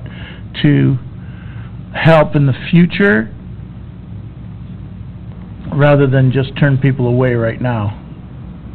That's, I know that you had somebody that you're referencing here, and we did speak to him that time downstairs. But the fact is, I believe that topsoil, and I'm not going with, I believe in all the rest as far as contaminated or recycled, whatever. I agree with that, but on something as far as reforestation, that could be an income-producing situation for the township. So that's my point to this, and I would like to have the recommendation changed to include that they'd have to have an engineered site and financial plan for that. So were you asking a question of Ms. Fox? Yes. What was your question? I know you said you would change, amend the recommendation you had there, but were you wanting to reply back from that, or? I'm just looking to see.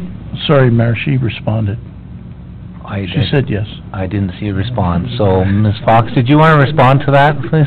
Did you have any comments or something, just for clarity, because the way I read it is that this would involve changing our opening up site alteration bylaws, and then also, given the history with any type of fill, whether it's topsoil or not, we have a very cautious approach to it. So did you want to make comments to anything that Councillor Kett has said? Sure, through you, Mr. Mayor. And I'll make my comment, and then if the director wants to add anything, she can do that. But we did some investigation into the various programs, the carbon sequestration being one of them. And we, in conference with the Ministry of Environment and also the Ministry of Climate Change, we believe that our bylaw does not prohibit a property owner from participating in any of those types of programs. There's nothing in our bylaw that prohibits, whether it be the reforestation or the 5 million tree program or the carbon tax credit. That was our findings, that our bylaw did not prohibit somebody from participating in those programs. Councillor Kett, did that clarify something? No, I agree with Lori Fox that is a big point with Scugog, since the Green Bank situation that we have. And when we spoke, we believed that it should have been added to this topsoil should be added to our large site, fill site bylaw. So that's what, it's going forward. I don't disagree with a lot of the facts. It's just that I wouldn't hate to be put out of the game by having a bylaw that says nothing, rather than if it comes with engineering and a financial plan that would benefit the community. In the long run, our forests that they're trying to push through the Ontario government would become an income-producing situation for the township, whereas right now, all we do for reforestation is give them 75% of their taxes back, or don't charge them 75%. This would be a way for municipalities in the Greenbelt to be able to capture some of the money that we're losing from these taxes, and maybe even more in the long run. Like each acre of managed forest is 170 tons per year. So, and that's on the average topsoil of less than 10 inches, where we're talking about 3 feet, which could triple the amounts. It's just something I don't want to have thrown away, and in the long run, we have to come back and address it with a reforestation plan. So right now, it sort of looks like we're saying no to reforestation, and... That's not... Okay, all right, that's all I have to say, thank you. Councillor Back? Thank you. I'm a bit confused. So, Councillor Kett, are you saying the revenue source or potential revenue source from the province is on the dumping fees of topsoil or at the planting of saplings? Neither. The purchase of carbon credits is $50 per ton per year. So that would be purchased from the township, who has the rights to that.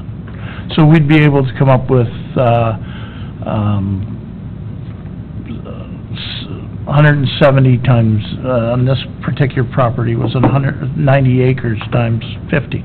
So I'm still confused. So with what's written here, with the not to allow the topsoil, how would that say that we're not in the game? I planted I don't know how many thousands of trees with beavers, and they just stuck a shovel in and put the sapling in the ground. There was no addition of soil, so I don't understand your point. No, my point isn't that we would be able to capture some of the money. The fact is, if we were to increase the soil, that we would be able to increase the amount we capture. Most of the carbon is captured in the topsoil, through the mayor, usually with developments, when they scrape off the top part of topsoil, they usually then resell it to those, residential homes that are built on it because they take all the good soil. So who's dumping topsoil? Topsoil is a premium. No, topsoil's not at a premium, and all those sites have loads of topsoil that they have to get rid of, so, I mean, it comes, it's not a premium, it's actually something you can't use, but it's actually good for forestation because it holds the water, it purifies all the or filters all the impurities in the water, holds that in the soil, and it also cools it because it holds the moisture. It cools it down so the carbon loss isn't as high as if it was if there was less topsoil. Okay, Councillor Kett, I just think that this is going into a realm that my suggestion is to have some body like the KRCA that can also deal with this type of stuff, that has the resources, that I couldn't imagine the staff maintaining and monitoring this and there to be a net revenue to the township without worrying about the risks that come with it.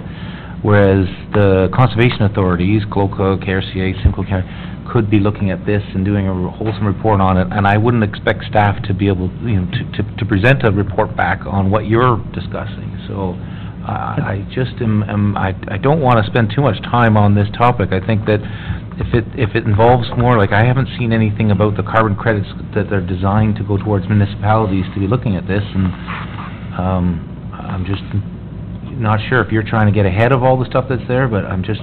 Well, exactly, but that's not my point. My point is, right now, we're trying to put a policy together that says no. What I'm saying is, unless it has an engineered and financial plan. Well, I wouldn't be prepared to support something that's just so definitive in black and white. There's too many unknowns with it. So I really don't know. I'm not saying that you don't have some merits in what you're saying. I'm just saying that I wouldn't be comfortable saying that this is financial gain and engineering studies that follow along with it, because then we don't know so much more about the details if there are any plans. I think it's too premature for me to get behind anything like that, and I would suggest that you get KRCA or Conservation Authority to comment on it. I can do that, Mr. Mayor, but that's not my point. My point was, I just wanted to add on to this recommendation that they would have to have, if they were to do it, it would have to have engineering and a financial plan. And just to give you an idea, that property that Ms. Fox is mentioning would be about $750,000 a year in income. Director Coleman, did you have anything to add? Like, I just want to make sure I'm on the right base here, just... Sure, I can provide a little bit more information on it. When Lori and I were doing research, talking about revenue source as a carbon credits, when we talked with the MOECC, they said that the offices must be independently verified every year, and the land area for reforestation must be significantly large, or the cost of verification would exceed the value of the offset.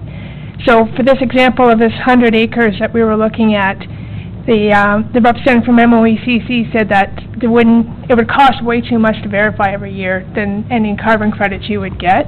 So you'd have to be looking at a very large land area to make it worthwhile. And as Ms. Fox says, there's nothing to stop reforestation, and it does happen with just spading the ground and putting what's in there.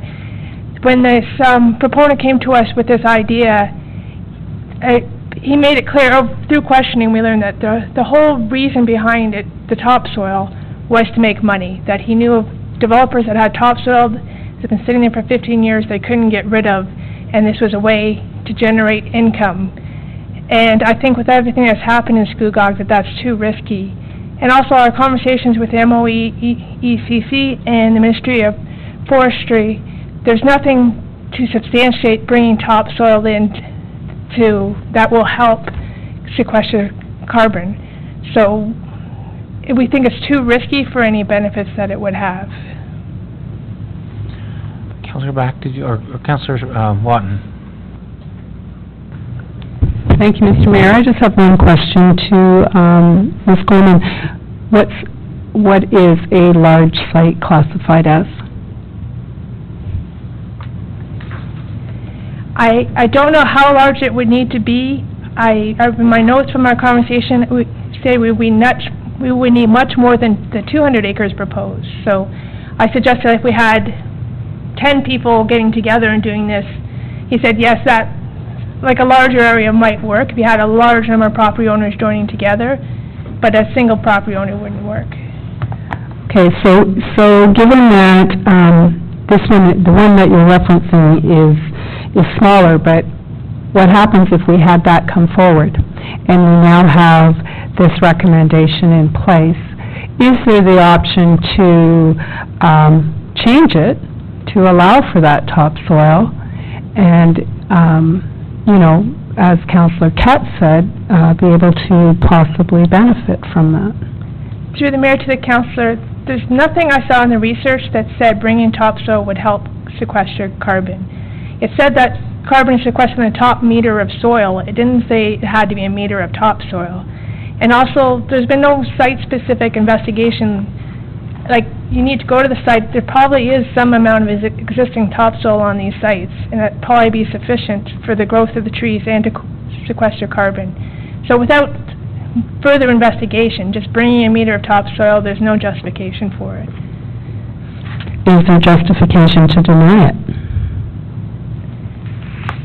Through the mayor to the councillor, if we were guaranteed it was 100% clean topsoil, bringing topsoil itself to the site would be okay, but I don't know why you would ever need 3 feet of topsoil to plant things. That sounds like an excessive amount to me. And also, you'd have to put a lot of checks and balances in place to make sure that that was clean, meets Table 1 of MOECC standards. And I don't think we want to risk it without knowing that there's a real benefit. I thought our site bylaw already took care of that, most of that. Our site alteration bylaw prohibits soil coming from commercial sites as a preventative way, and this would become unless it's a level 1, correct? Or Table 1? Lori knows it in great detail. Let her answer. Through you, Mr. Mayor, no, our site alteration bylaw actually prohibits any type of importation of fill, which includes topsoil, to a site for financial gain. So if a property owner is importing any kind of fill, and they will be taking money to receive that fill, our site alteration bylaw prohibits that completely. Unless it's on a farm? I'm asking, I'm just... Through you, Mr. Mayor, no, it prohibits it completely. Now, there is conditions in there for certain types of farming that are exempt. For instance, nursery, tree planting farm, where they remove trees, they grow trees to sell, and then when they remove the tree, they take, a big bulb of soil underneath, and they need to replace that each time to be able to grow trees. That type of thing would be allowed, but not, but in it, completely commercial fill, which is fill to be brought to your property for finance, and you're receiving money to receive it, is not permitted.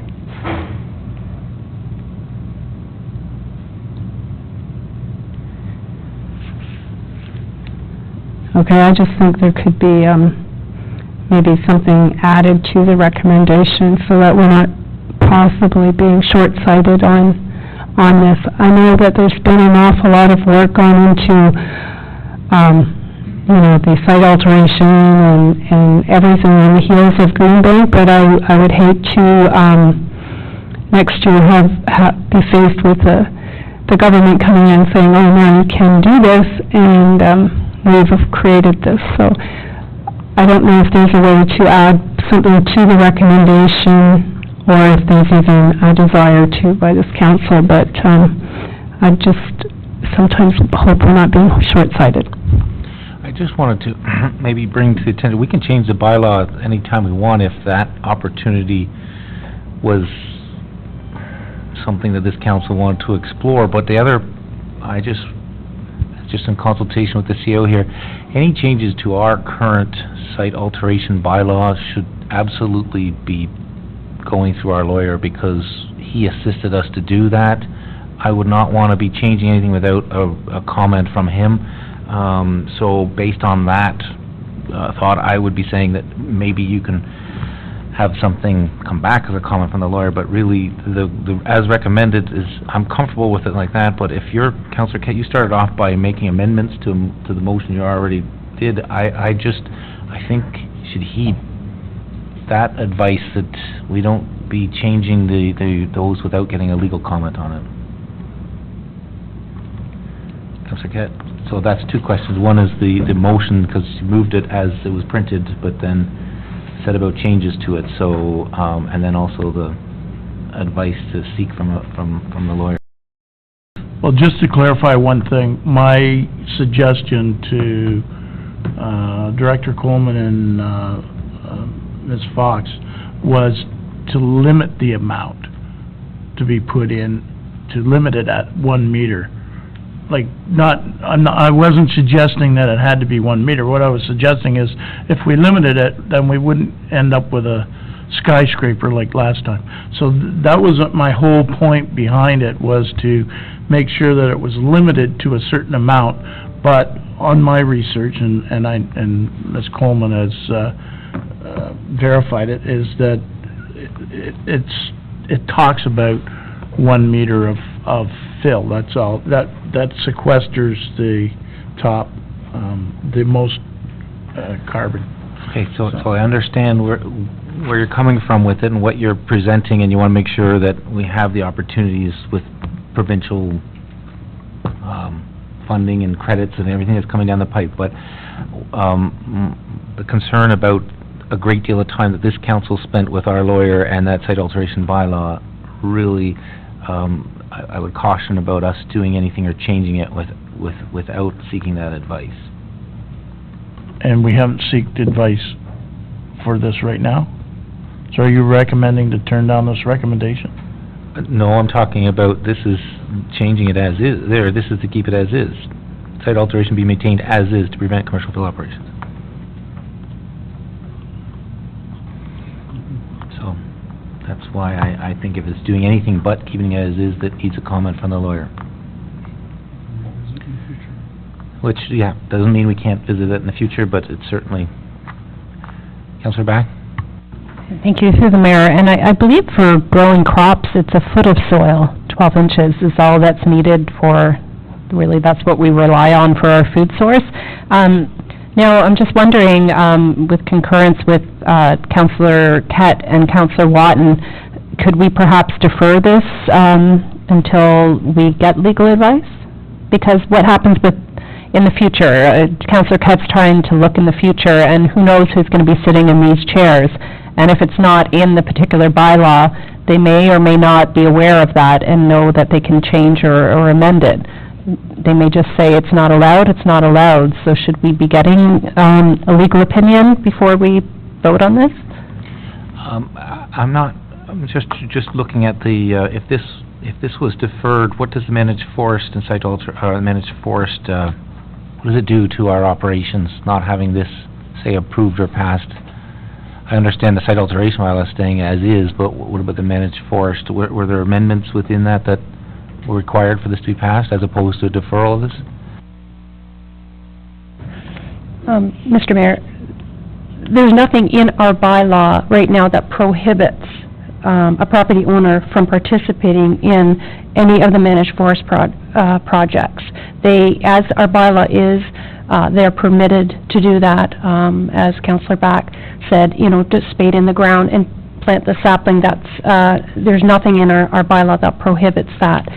It would be the importation of additional fill that may or may not be required, that could be prohibited under the clause of commercial importation, being that they're accepting money to import the fill. If they were getting the fill for free, or then that falls under our large fill section of the bylaw, and they could proceed with the documents that Councillor Kett talked about, the engineering studies and the testing of the material. It is what I believe Councillor Kett is talking about, is the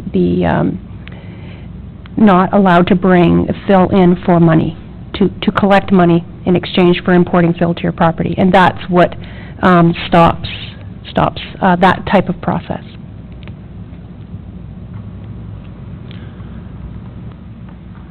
Councillor Cat?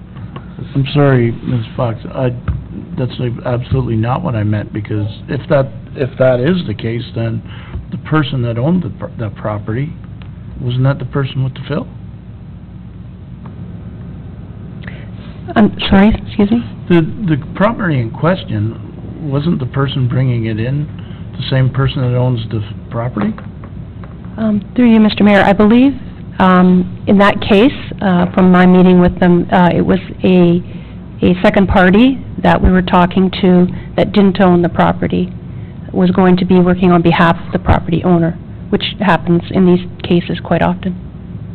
But you knew, like, we won't mention any names, but you knew who the person was, and it was her topsoil. So if it was her land and her topsoil, I'm sorry, but that's the first time I heard that if you could bring it in if you owned it.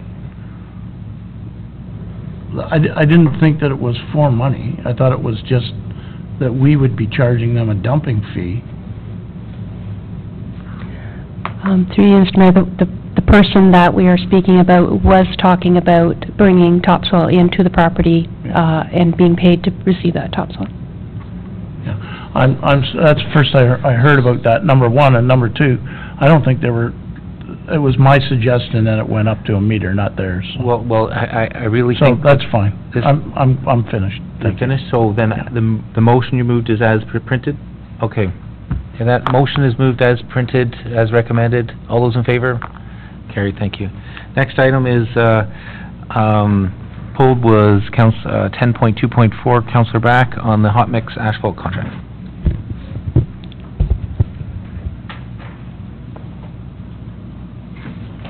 Thank you. On page 40, I believe, and 39, there looks like there is a savings of approximately $97,000, which is fantastic, and I think it's because of both the budgets being approved early and staff being quick to get those calls in for our work that's done. It's good to see that we're getting quotes that are less than what we had budgeted for. My question is, that $100,000 savings on just these three projects, where's that money going? Is it going to be used for another road? Because as Councillor Somerville said, we have so many roads that need repair now. Is there a way that we can pull in, or are we now at the back of the line so it'll cost more? Is it more advantageous to put this towards, like, to capture another project for next year now, so to speak, and dedicate that money, or does it make sense to get some more roads fixed now versus next year? Okay, before you answer, I failed to mention that Councillor Drew had moved the recommended motion, so, yes, Mr. Arsenault. No problem. Through you, Mr. Mayor, I think I can answer some of it. Maybe I'll pass it on to Director of Finance for the rest, but through our procurement bylaw, we can do some expanded works if we wanted to extend the extent of a project, specifically another road maybe in Cisaria, if we wanted to add on to our phasing and take that off of next year perhaps. As for putting money back and putting it towards another project for next year, Diane? Through you, Mr. Mayor, what I would suggest is if there is not a dire need to use it, that it would go back into the reserve and be put forward through next year's budget. So it would just allow us more opportunity, more spending for next year. Councillor Back. I just want to make sure that we're avoiding that we have the savings, that these were budgeted and paid for, and then, next year there'll be this amount, so hopefully then there's adjustments when we start seeing a pattern of getting those calls in earlier, that those jobs are not 500,000, in reality they're probably 300, so then next year's budget, perhaps we can have two projects for that same amount versus one project. I just don't like seeing stockpiling of money when taxpayers are paying that when they're taxed to the hilt right now but I do want to see work done. So, I mean, kudos that we're getting the efficiencies here, and I just want to see that being used well. Every dollar that people pay, it's going into the roads. And just Councillor Back, I mean, to be flagging that as the work is getting done and that money is being maximized. So if it is a timing issue, because to go out for procurement and come back to council, get approval, the fact that it's being added on, it'll be reflective, I'm sure, in the reports that come forward to us. So, Councillor Watt? Thank you, Mr. Mayor. And further to Councillor Bax, my question is going to be, first off, great job in the savings, but my question is, how come there was such a large savings on the Caesarea? Did we underestimate the kilometers or the amount of work required? And so further to that, my comment would have been, as you suggested, or didn't really suggest, but mentioned, perhaps, the expansion of the scope of the project, since it is a 3-year phase-in.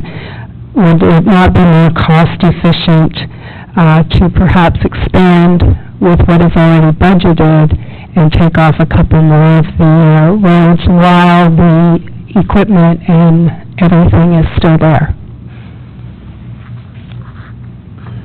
Through you, Mr. Mayor, I think I'll try to, I guess it's 2 questions, I'll try to answer there. I feel we got a good deal this year, if you want to look at it that way. There's a couple things we've done. We packaged 3 projects that were similar into one, so we have the savings on volume there, be that based on the mobilization, the contractors in the same area, that kind of thing. We did find, we used our estimating based off last year's numbers, and we just found they were low this year. So that was just a bonus, maybe it's just the way the market's working. As you'd mentioned with the phasing and adding expanded works, I would have to look to the Director of Finance as to whether we could add that on this year. I certainly would appreciate it, as it just makes sense. However, I would leave that to the Director to decide. So let me just clarify, does it have to go out to a RFP, or is that built into it, it could be extended without the RFP? That was the red flag that came up. Someone can correct me if I'm wrong, but I believe through our procurement bylaw, we can do expanded works on an existing project.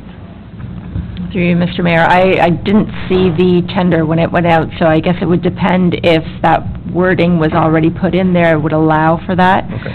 I know the Director of Community Services has extensive experience in dealing with tenders and such, but I don't know from a resource perspective either if you have the capacity to do that. That would be the other question. Through you, Mr. Mayor, and the Director of Community Service may wish to comment on this, but I know that a substantive amount of the work in Caesarea is being done by our own workers. It's augmenting this, and it was difficult to schedule the work within their current works. So I think we would need to look at whether we can do an expanded project, because we are using a lot of our own resources to make this work. And also just when you look forward in the agenda, there's a capital project closing report that didn't get pulled, but is in your package. That's how really the system should work, is where there's savings like this, they go back into the appropriate reserves. If something came about this year, like the Line 6 works that Councillor Somerville brought forward, that we really needed to act upon, I mean, we would make every effort to act on that.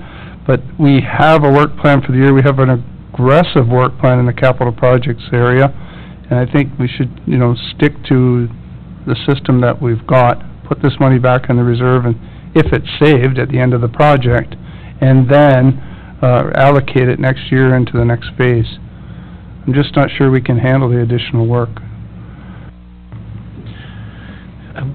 I was just going to add to that if it is going to be pulled back and then added to the expansion for next year, that maybe when it comes forward with the report that we kind of get ahead of it for next year. If a tender comes in or an RFP comes less, that we've done everything to dot our I's, cross our T's, so we're on side with an RFP, that if there is an extension to say accelerate phase 3 in next year, then maybe we can prepare for it next time. Thank you, Mr. Mayor, and I would just, I would concur with that. I just was really thinking that it would maybe be more cost-effective since the equipment was in the area. And, you know, I've heard that many times at this council table that, you know, why not do the whole project if it could be done, when you have something there. So if it's not possible, that's okay. That was just my thoughts behind my comments. Thank you. Okay, do we have anybody else on this? Councillor Cat? Thank you. I'd just like to bring it to everybody's attention that this is number 2 for Team Coleman. Any other savings you're talking about? I had to, it's been a long day, so a little tardy on my...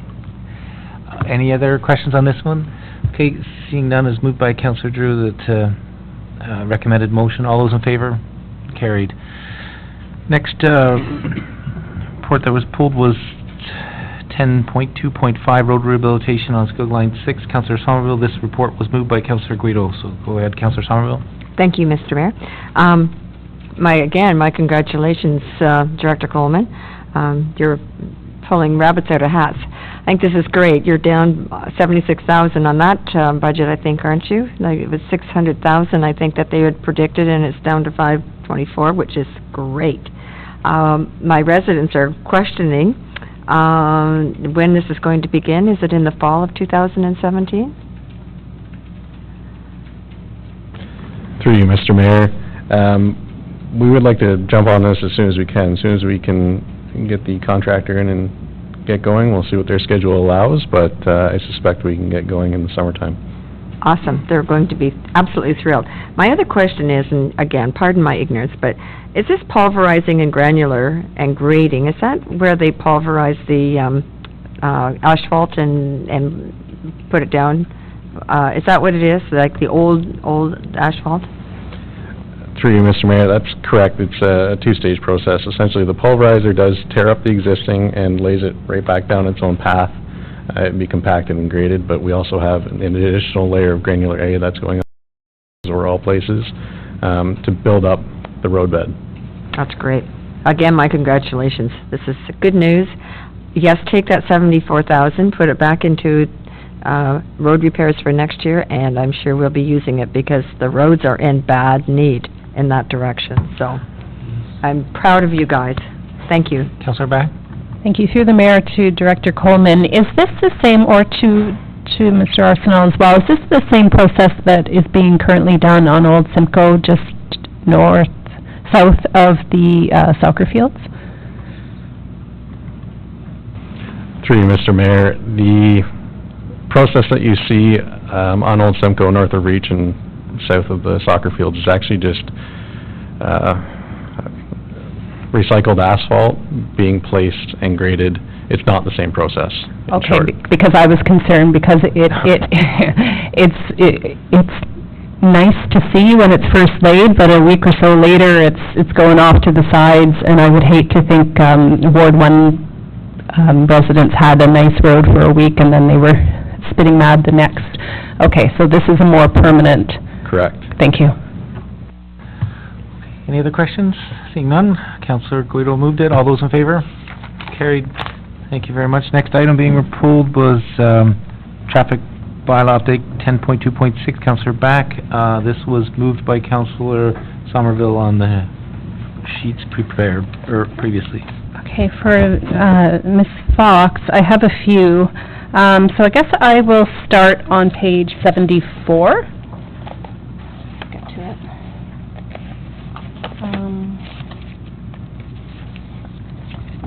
With regards to Schedule A, accessible parking, where it has, let's see here, for Queen Street. So these are the existing, or are there any additions? Because I know that there was a call by residents, and the gentleman that owns the pharmacy for an additional accessible parking spot in front of the pharmacy. Is that here reflected? Through you, Mr. Mayor, these are the existing ones now. They don't include any that we're now looking at adding. So, would this be the ideal time to do that, or would you be still looking at that and then adding to this brand-new bylaw? We don't want to have, I mean, I noticed at the beginning how many amendments there were to it, and so, you know, you want to, if you've just done the work to make a new bylaw, to make amendments is... Through you, Mr. Mayor, the traffic bylaw is like a living, breathing document, if you will. There's always going to be multiple changes to a traffic bylaw just because of the numbers of times throughout the year that we add and subtract the different parts that are involved with traffic. There's some investigative work that we're doing right now to add these barrier-free spots that people are requesting, and that just takes a little bit of time to do that investigative work. So they weren't completed in time to add them in, so unfortunately they do have to come forward at a different time. But it is in progress, it's on the radar? Yes. Okay, perfect. And then next would be page 75, I believe. Actually, it might be... Actually, it's page 76, where you have, where there's no parking. So we have McDonald Street,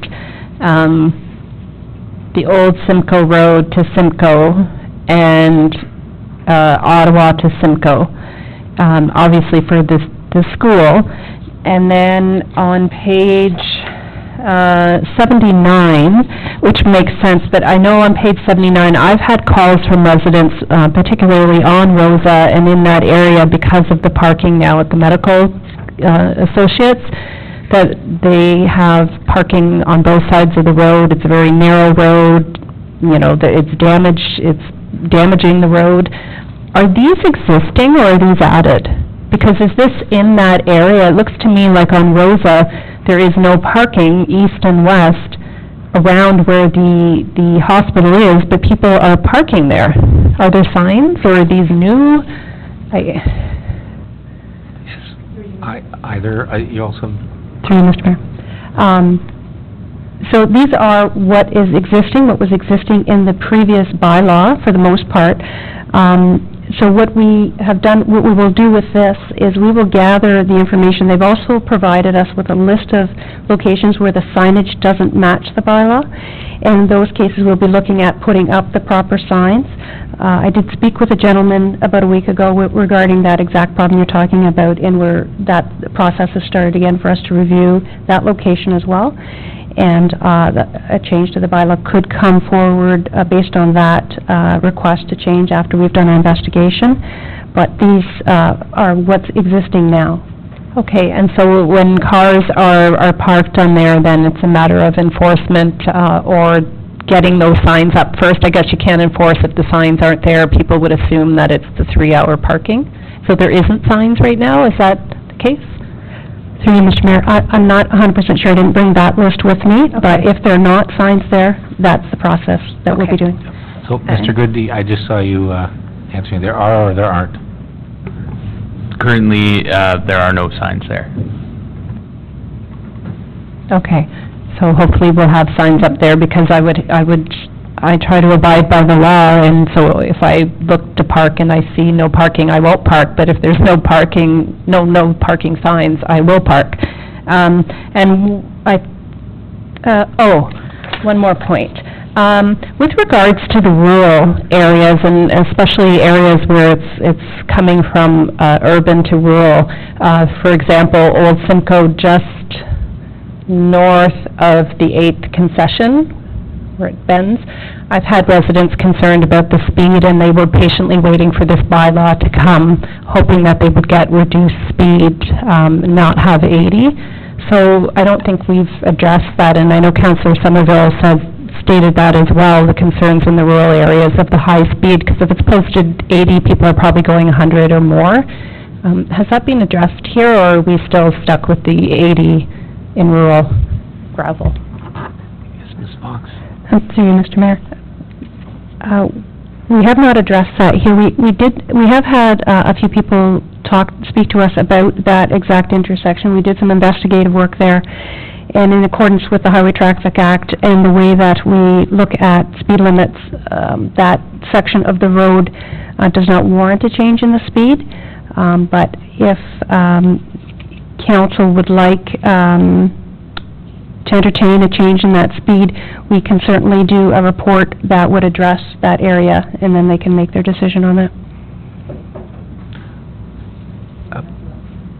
Do I have to ask for that? Well, Or- I'm just going to look for the resource when you expect to have a report come back with that. If it's a safety concern and it doesn't meet, I mean, it meets the guidelines not to reduce it, then this council would have to make the decision outside of those guidelines. So Okay. I'm wondering about timelines, et cetera, on that one. Okay, because it's just, I know that this particular, residents in that area were asking at least a year ago, and we said to sort of patiently wait for this bylaw to come out that would address it, so. Okay. And I'm also cautious, too, of the process that we undertake here, too, that not everybody comes forward thinking that just go to council if it doesn't fit the guiding documents, that we're going to be dealing with a bunch of these at council. We want to make sure that there's certain exception criteria where we may have it come back to us through staff to recommend us to look at it or to maybe make an exception on that. So I'll give you some, I don't know about timing and all that, but I'm just going to move on to Councillor Drew was next up, and then Councillor Watton. Thank you. In the meantime, I would suggest that we contact the police and ask for a little bit of extra surveillance in that area, speed control. Through you, Mr. Mayor, certainly we can do that. And further, I want to be very cautious, as the mayor has said, that we don't make changes on things that aren't warranted, because it's very confusing to the residents and visitors who are used to a standard in Ontario for warrants of speed limits, stop signs, and so on and so forth, to step back from that and make our own rules, so to speak. So I would be very cautious about changing anything that is by the Highway Traffic Act or whatever is not warranted. So thank you. And I would just add to that, as this particular one having a really odd shape where it used to, back in the days, continue on and be part of that road, it may be one that fits into that baseline criteria, may not, but that's why I would support a staff report coming back with that for sure, to address if there's some uniqueness to this one that maybe is an anomaly than setting the standard. So. Yep. Okay. Councillor Drew, Councillor Kett. Oh, sorry, Councillor Watt, and then Councillor Kett, and then Councillor Somerville. Thank you, Mr. Mayor. I have several questions and also probably the same sort of requests as Councillor Back had. But my first question is, in the Wills report, it states that provincial statutes supersede municipal law and provisions, and if inconsistent with province, are considered invalid. So, I'm confused why we bother with the bylaw. Through you, Mr. Mayor, you are correct with parts of the bylaw are likely not needed if the governing authority is the province, and we tend to, some of those things we'll just repeat in our bylaw just to sort of bring home the effectiveness of it. But yes, you're correct. We have taken in this review process, we have taken some of that out that was in the old bylaw. And, of course, the Highway Traffic Act changes from time to time as well, so we try to review and make sure that those changes are mirrored in the bylaw as well. Okay, so, and then I believe you mentioned that the roads listed are the existing roads with the various, speed limits and the no parkings and so essentially this new bylaw that is coming into effect is the same as the old bylaw with a few changes in definition and so on, because we haven't got to the point of putting new roads in there. Did I understand that correctly? Through you, Mr. Mayor, it is an updated version of the old traffic bylaw, correct, with some new, some of its definitions and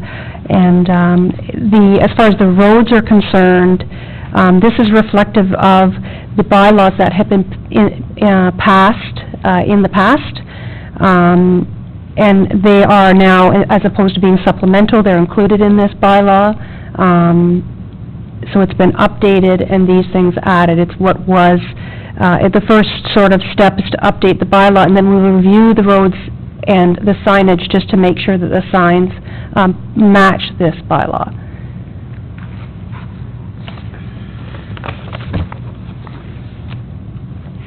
So all the roads that are marked with specific speeds, they haven't been reviewed to see if they are what should be at the Traffic Act, the current Traffic Act. They are just basically the exceptions to that Traffic Act. I'm really confused now. I mean, I thought I had it straight, but I've become more confused through the conversation. Through you, Mr. Mayor, we sort of it's an ongoing process. Like I said, with this being a living document, a traffic bylaw, we review the Highway Traffic Act from time to time, and especially when there are big changes that come through. So if something needs to be changed, we then would come to council if need be, and if it's specific road related, then we would come and bring forth changes to a specific road.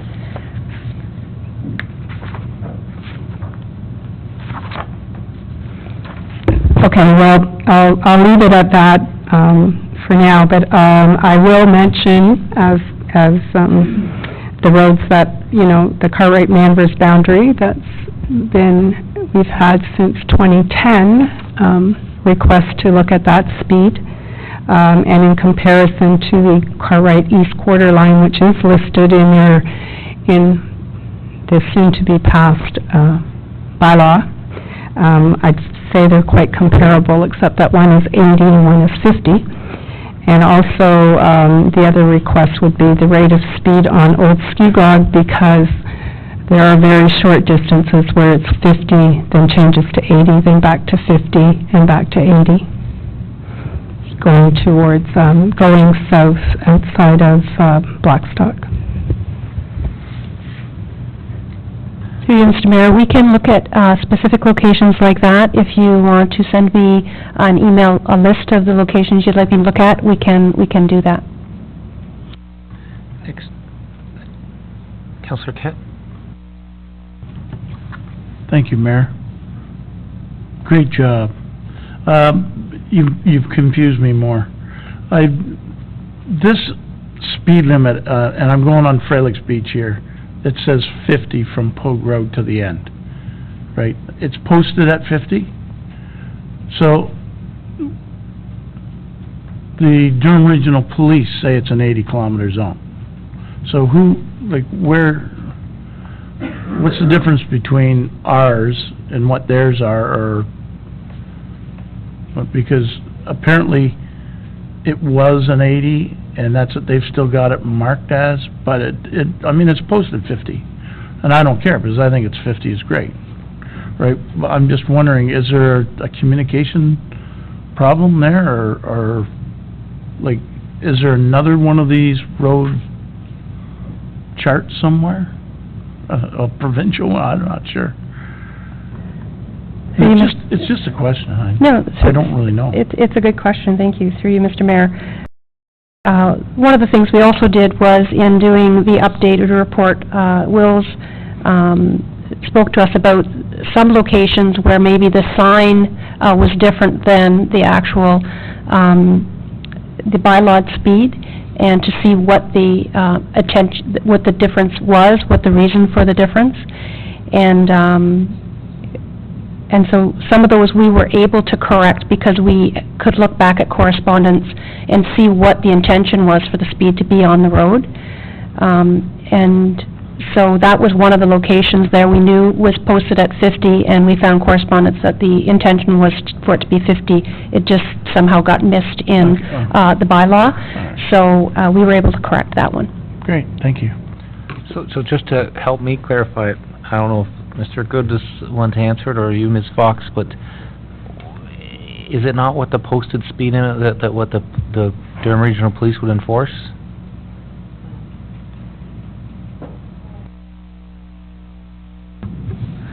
They would enforce what the actual speed is, without the sign actually being bylawed. It's not a legal speed limit.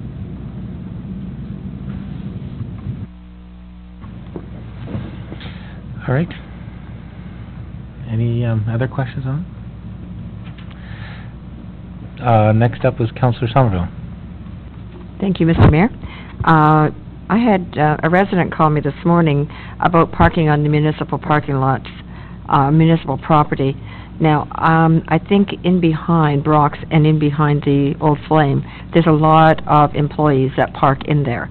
Are you going, you mentioned here that they're going to have to get a sign to put in their windows, or, I don't know, what's the protocol for this? How are we going to handle this, or are they going to have to find their own place to park?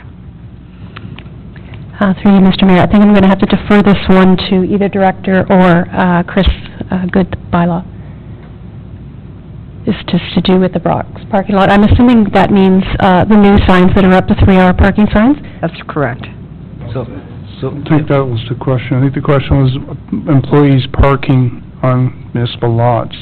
But there is a 3-hour parking sign up now, and yes, there is. There's quite a few people that are disgruntled about this 3-hour parking sign when they're employees of downtown. Yeah, I could address that, Mr. Mayor, if that's the issue. Can't remember the exact meeting, clerk can help me, but council approved the Brock agreement to for their parking lot use for municipal use, and within that agreement, with meetings that the clerk and I had with the Brocks, they were concerned about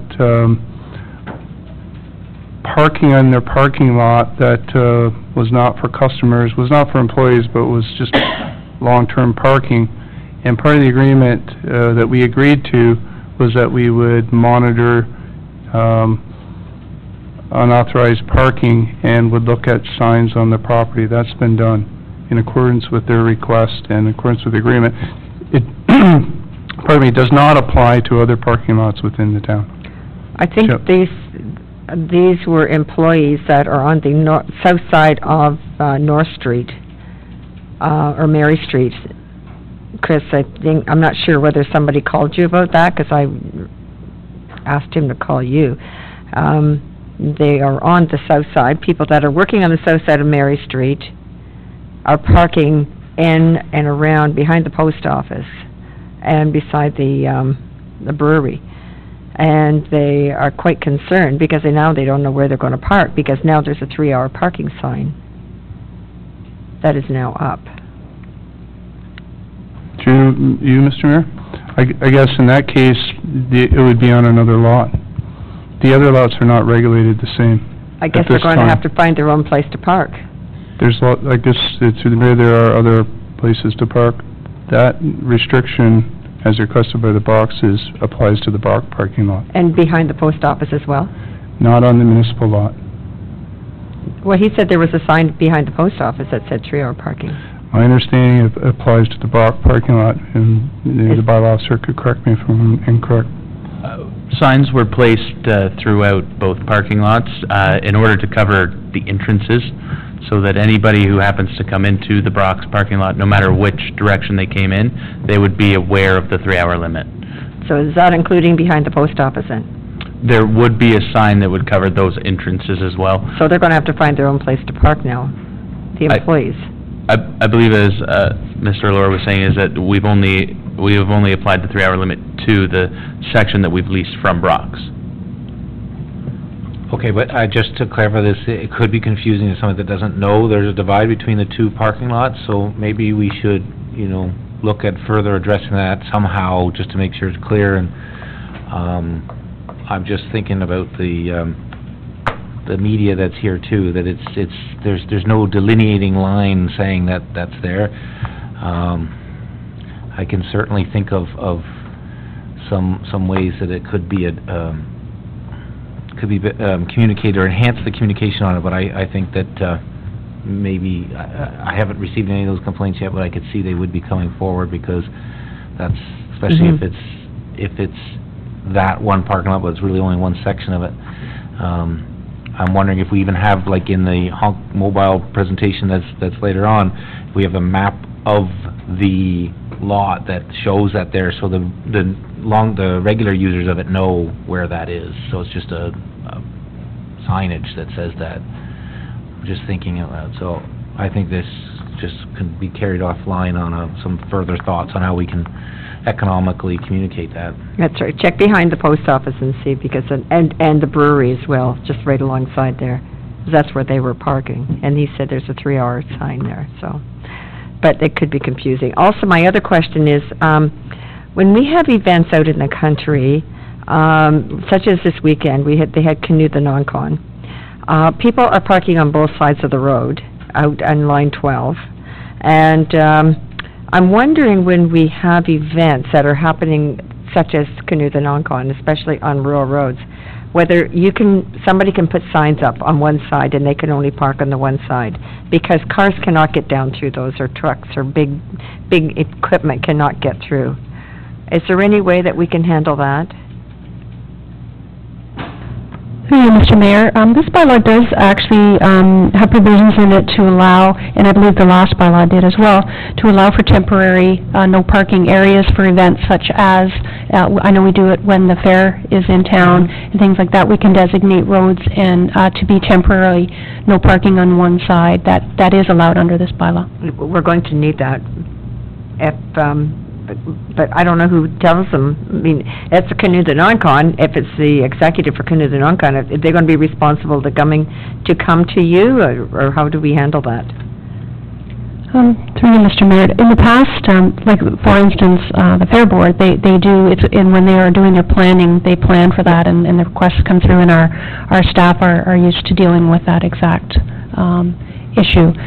A private event like that, they would have to ask us, yes. So, but what if they don't?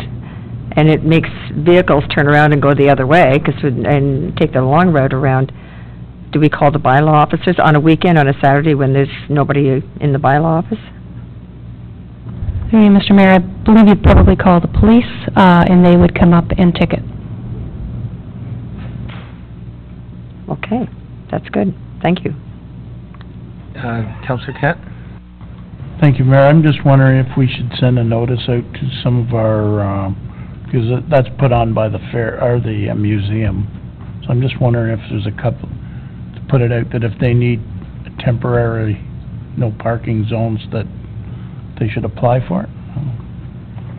If we put a memo, municipal memo up. I don't know, I would look to the CAO for any internal communications, if it could be just added to something. The only thing I could maybe suggest, Mr. Mayor, is we could look at what our department gives to potential event organizers, and see if that's something that's not in there, that we could maybe add some wording in to speak to us about that if need be. Sure. Okay. Any other questions on this report? All right, seeing none, is moved by Councillor Somerville. All those in favor? Carried. Next item is the delegation, a temporary delegation of authority, 10.2.7. Councillor Back pulled it. Councillor Drew has moved it.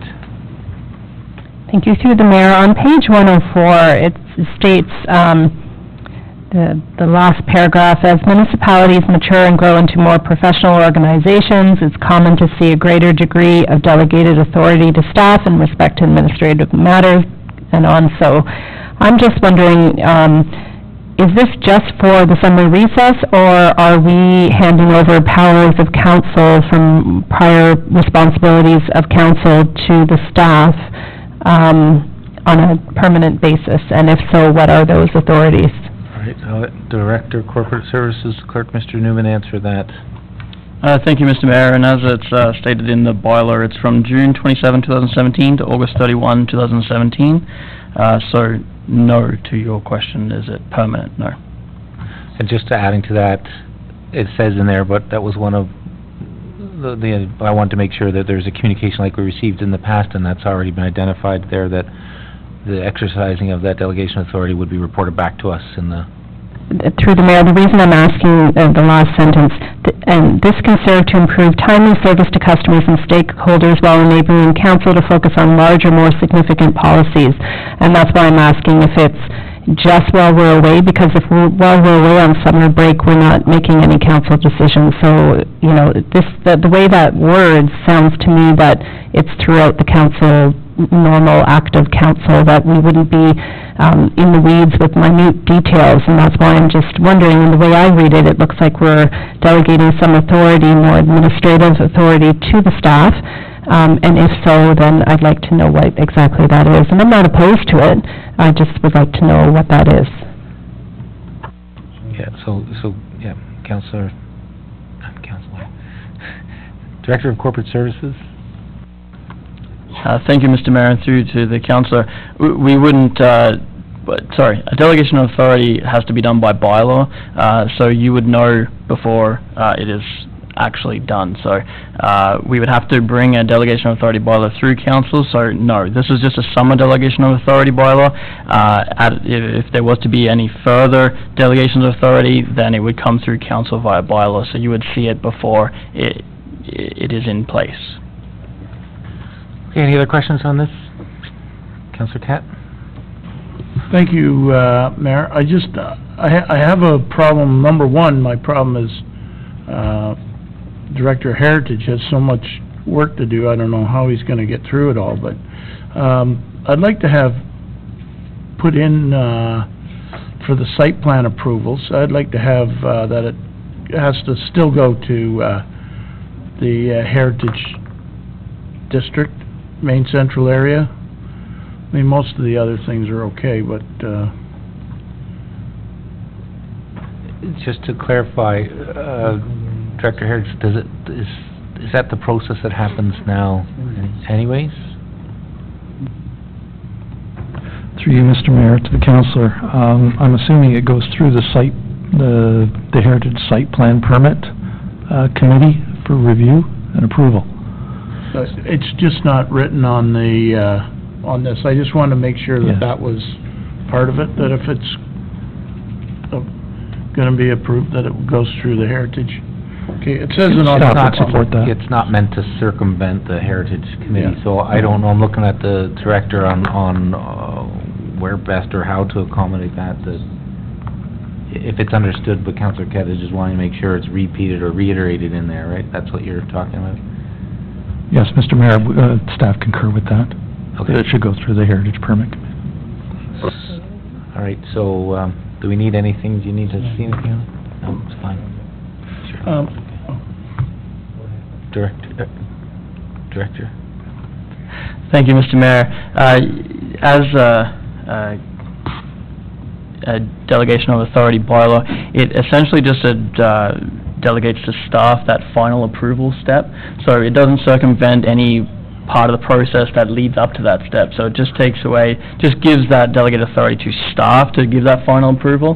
We would still follow the same process in terms of it would go through the Heritage Committee if it normally would, or any committee for that matter, that any of these matters would come across. It would just go through that normal process, and then the final approval step is as listed in the bylaw. Thank you, Mr. Mayor. Okay. All right, looking around, it's good. Councillor Kett, did you have any other final? Yeah,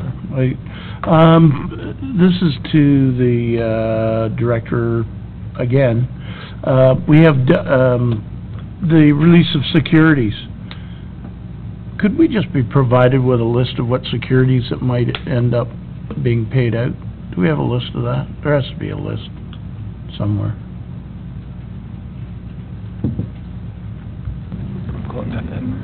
Yes, staff could provide a list of securities for council. Yeah. Just at some point in the future? Well, I'm just saying, no, I mean, it'd be nice that we're voting on this, and all of a sudden, like, I'd just like to know what kind of securities we have that may have to be given out. Through you, Mr. Mayor, they may not necessarily be released during the summer recess, but we can provide a list of outstanding securities that we do have. Okay, is that a very cumbersome job, No. Okay, all right, Thank you. thanks. Any other questions from council? Seeing none, all those in favor? Carried. Next item is, Honk Mobile Report 10.2.8, Councilor Guido pulled, moved by Councilor Somerville. Thank you, Mr. Mayor. I think the idea of modernizing, or offering the potential modernization of payment for parking is a great idea. I just have a question regarding the procedure that's being proposed here from the bylaw department. If I may, can I either ask the director or the bylaw officer, the proposed process is a manual one, that there would need to be some type of validation of the license plate, and then a back-end server needs to be validated to see if they've actually paid? Yes, so the current system that we use a pay and display machine, so someone will pay the machine, they'll get a ticket and put it on their windshield, and the license plate will match the physical license plate that they've entered. For Honk Mobile, you would go on your cell phone and pay through the app. The app would then store that information in a back end. So while an officer on site, they would physically check the plate, and then they would log into this back end, and it would give a list of all of the plates that have paid for that 24-hour period. Okay, so, and being sensitive to the workload that bylaw currently has, how frequently are you or the other officer going to go out and police the boat launch parking area? Usually we do it at least once a day during the week, and then if an officer's on during the weekend, the majority of the time is spent between that lot and the Caesarea boat launch as areas that we police often. Okay, but there's not a dedicated weekend staff that is available from bylaw that works every weekend. It's typically Monday to Friday that it's staffed. And correct me if I'm wrong, but the parking lot is typically busiest on weekends rather than during the week. Currently, there is no dedicated weekend officer. It would just be occasional enforcement by the current full-time staff we have, and yeah.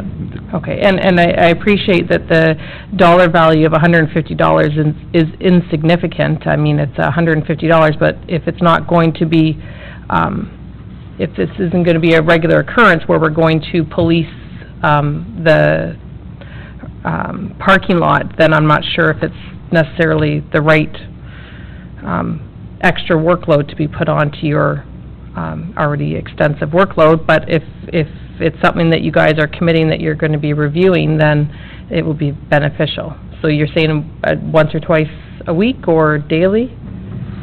Usually we check it probably 3 or 4 times during the week, and then again, if we do have an officer on the occasional weekend, often it's checked 3 or 4 times that day. Okay, beautiful, thank you.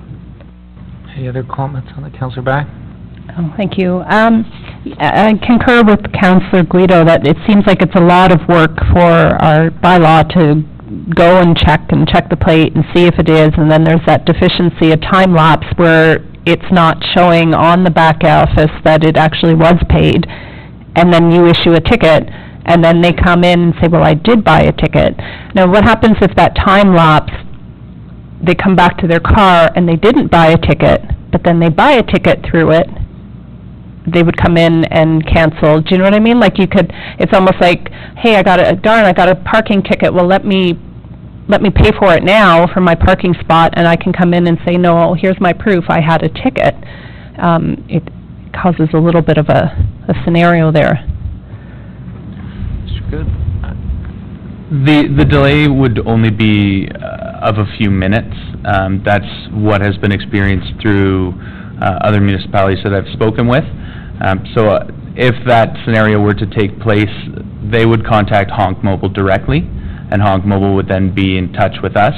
And any issues that can't be resolved, then we would take precedence over any Honk Mobile issues that they have. But I don't foresee too many issues with just the few-minute delay that may take place when a ticket is purchased. And so we were encouraged to get the current, more modernized pay with card and cash. Was it the 2015 budget or 16 budget? What is the percentage that are not paying, one, that are not paying for their, in the lot when they're parked, and two, that don't have cash on hand that they couldn't go to the bank machine? It's just such a small lot, and I could see if we had parking throughout the town that was paid, it would make a little more sense, and I'm not supporting paid parking, but for such a small area, and you have CIBC and TD there with steps away. Probably, if I don't have any official statistics, but 1 in 10 would not purchase a ticket, period. The rest do use the machine. We have, on occasion, had users that wish for something a little more convenient, which is why we've upgraded the machine to take certain credit cards as well as just coin now. Often on the Saturdays and Sundays, if they can't get coin from a bank, so they'll use their credit card. This is just an added convenience for the more technology savvy people that have Honk Mobile and want to use that as their pay method. So through the mayor, what would, if people took up, because I know Canadians tend to like Interact, we're the biggest users of Interact, if the majority of people switch to Honk versus the current the system that we have, what is the loss to us? Like, you know, you're going to get your people paying your tickets. If 1 in 10 are not paying, then most of the people are paying. If all of a sudden they switch over to a technology where a percentage is now given to Honk for having that convenience, what is the loss in your revenue to your department? If we have this added method, the encouragement would be that everybody would pay. So loss in ticket revenue probably would be negligible because we would have the uptick in pay.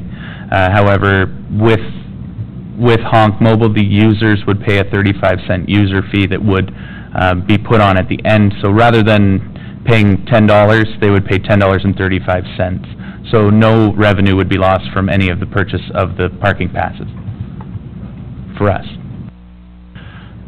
Just to clarify a couple of points, we said it's just parking with trailers attached to it. So when you said the other parking lots were close by, they can't put a trailer in those parking lots. So,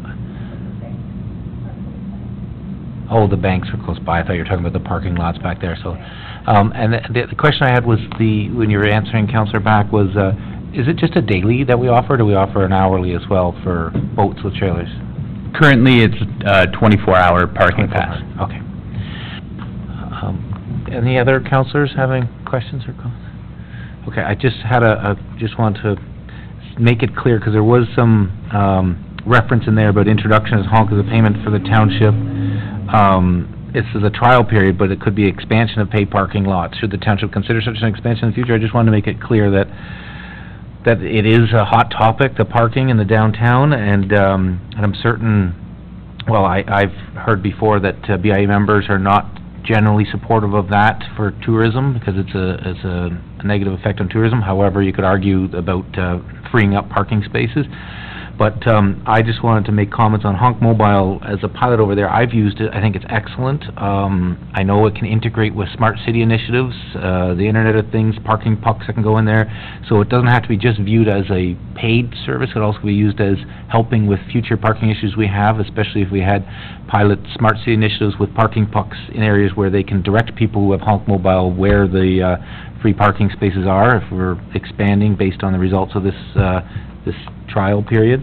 And that there are also other things that I'm, from researching Honk Mobile, that they offer when there's festivals or ball tournaments or Saturday, just general filled up parking lots where personal residences or businesses with vacant lots that they don't allow people to park in, where they could offer them on a festival style Honk parking, where it doesn't have to be advertised that way, but people who are users of Honk Mobile know that they could park there. The owner gets a revenue of those properties if we allowed it as a municipality, and also we could also get a piece of that revenue stream that comes in as an additional revenue source. It's just something to keep in the back of our minds when trialing this, of the expanded opportunities with using something like this, or what I'll call smart parking. And then also it's not heritage, there's signage that was being talked about in there that Honk provides, certain corrugated ones, I've seen them in Whitby and Oshawa, that if anything was being trialed outside of that, that we would want to obviously work in concert with the Heritage Conservation or the committee. And the last thing was talking about issues with cell service, and that I was just highlighting it here in the report. It said about that some of the concerns was not having mobile access to renew extended period, that we communicate with Honk Mobile, especially if they're going on the boat, that they have that, that they're aware of that ahead of time, or the messages on the Honk Mobile app, that service may not be available all areas of the lake, so that they want to be cognizant or be aware of that, that can't be an excuse if they ran out of time. But that's why I was asking if it was if we allowed anything less than 24-hour period. I don't know if fishing tournaments, if there's anything that goes over one day, or if it's just generally one day that we sell a permit for, or people repeat buy for a weekend or something. I think most of the fishing tournaments end up being one day. Okay. All right, so that's maybe not as important, but I just wanted to make sure the reference to that about using the other areas, expanding in the future, could be other areas where we have concerns with parking. I know there was opportunities brought forward with lots in Caesarea, for example, to deal with the backlog of trailered vehicles along the road and the pushback of no parking. So I think it's an excellent initiative. I commend you for the departments bringing this forward, and I'm looking forward to how this fits in, and looking at other outside-the-box uses of it that I know is out there. So, any other final questions from council? None? All those in favor? Carried.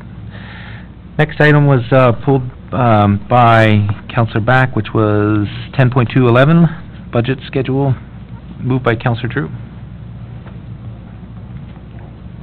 Oh, Councillor Guido, sorry, it's moved by Councillor Guido. Through the mayor, can you, I just seem to be losing my agenda here. What page is it on? The budget? Thanks. I just literally lost it. 35. Bear with me.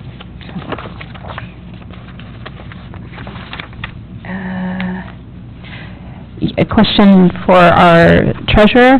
I'm just wondering if I just realized yesterday what the question was that I was going to speak to you last week about. On page 136 of the schedule, September 1st, deadline for mayor and council to provide council list of items, projects for budget consideration. I'm wondering, can that be bumped up a week, just because it's still sort of, that's a busy week, especially those that have kids that are going to school, and you're sort of still in that summer mode.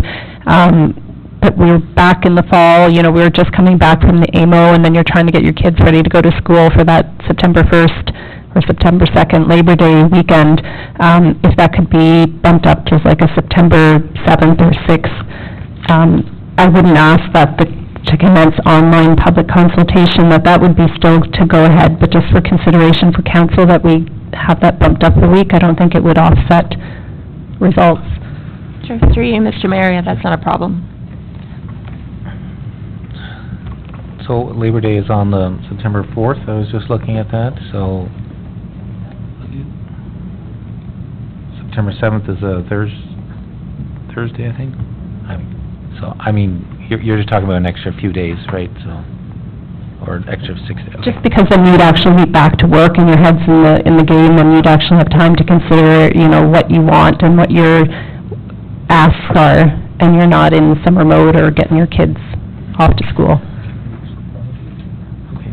So, that didn't seem to be a problem at all, so. What date would you like? Sure.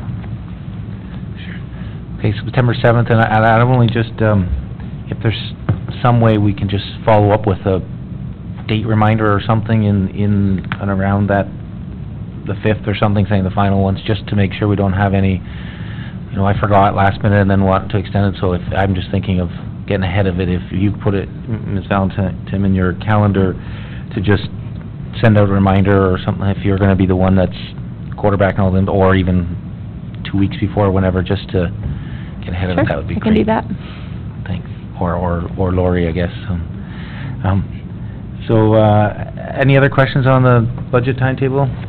Seeing none, moved by Councillor Guido, all those in favor, carries. Next item is pulled by Councillor Back, 10-2-12, master fire plan. Councillor Back. Through the mayor, I think I've asked my questions. Okay, moved by Councillor Somerville, sorry. Any other questions on the master fire plan? Okay.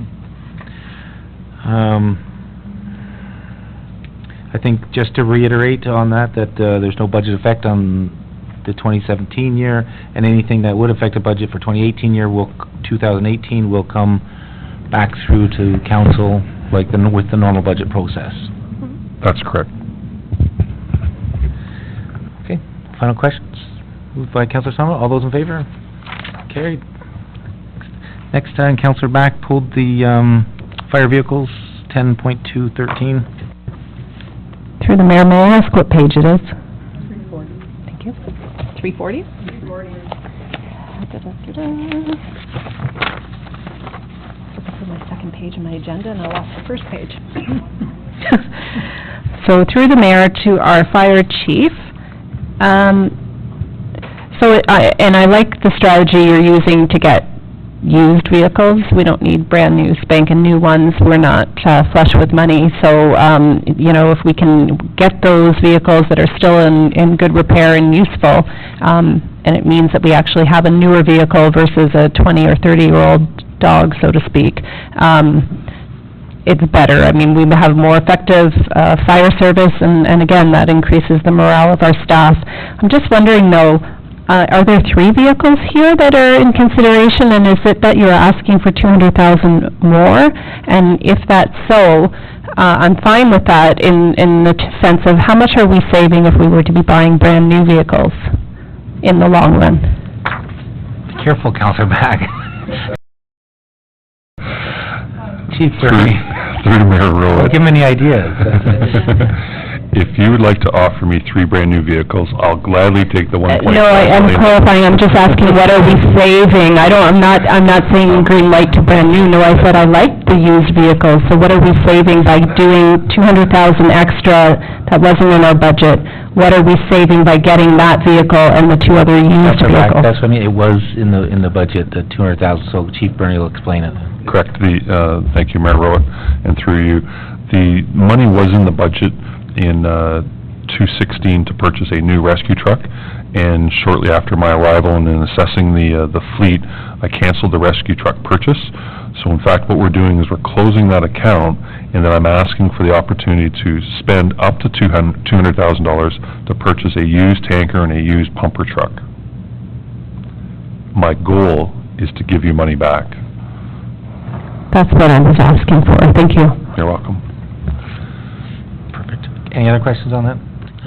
Okay, moved by Councilor Guido, all those in favor? Carried. Last report, pulled by Councilor Somerville, 1039 Blackstock Rec, minutes.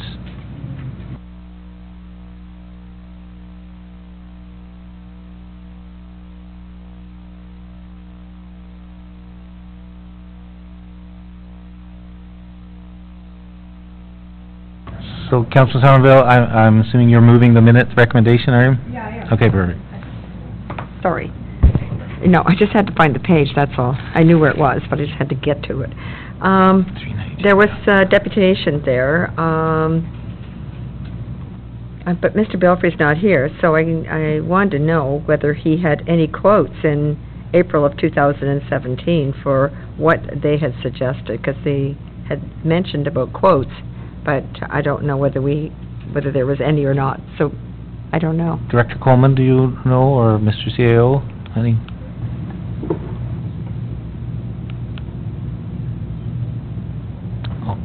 Councilor Watton, you were on the committee. Thank you. At that meeting, there were no quotes provided, as it says. It says they will provide quotes. To date, we have not received any. We haven't received the 2 quotes that they have said.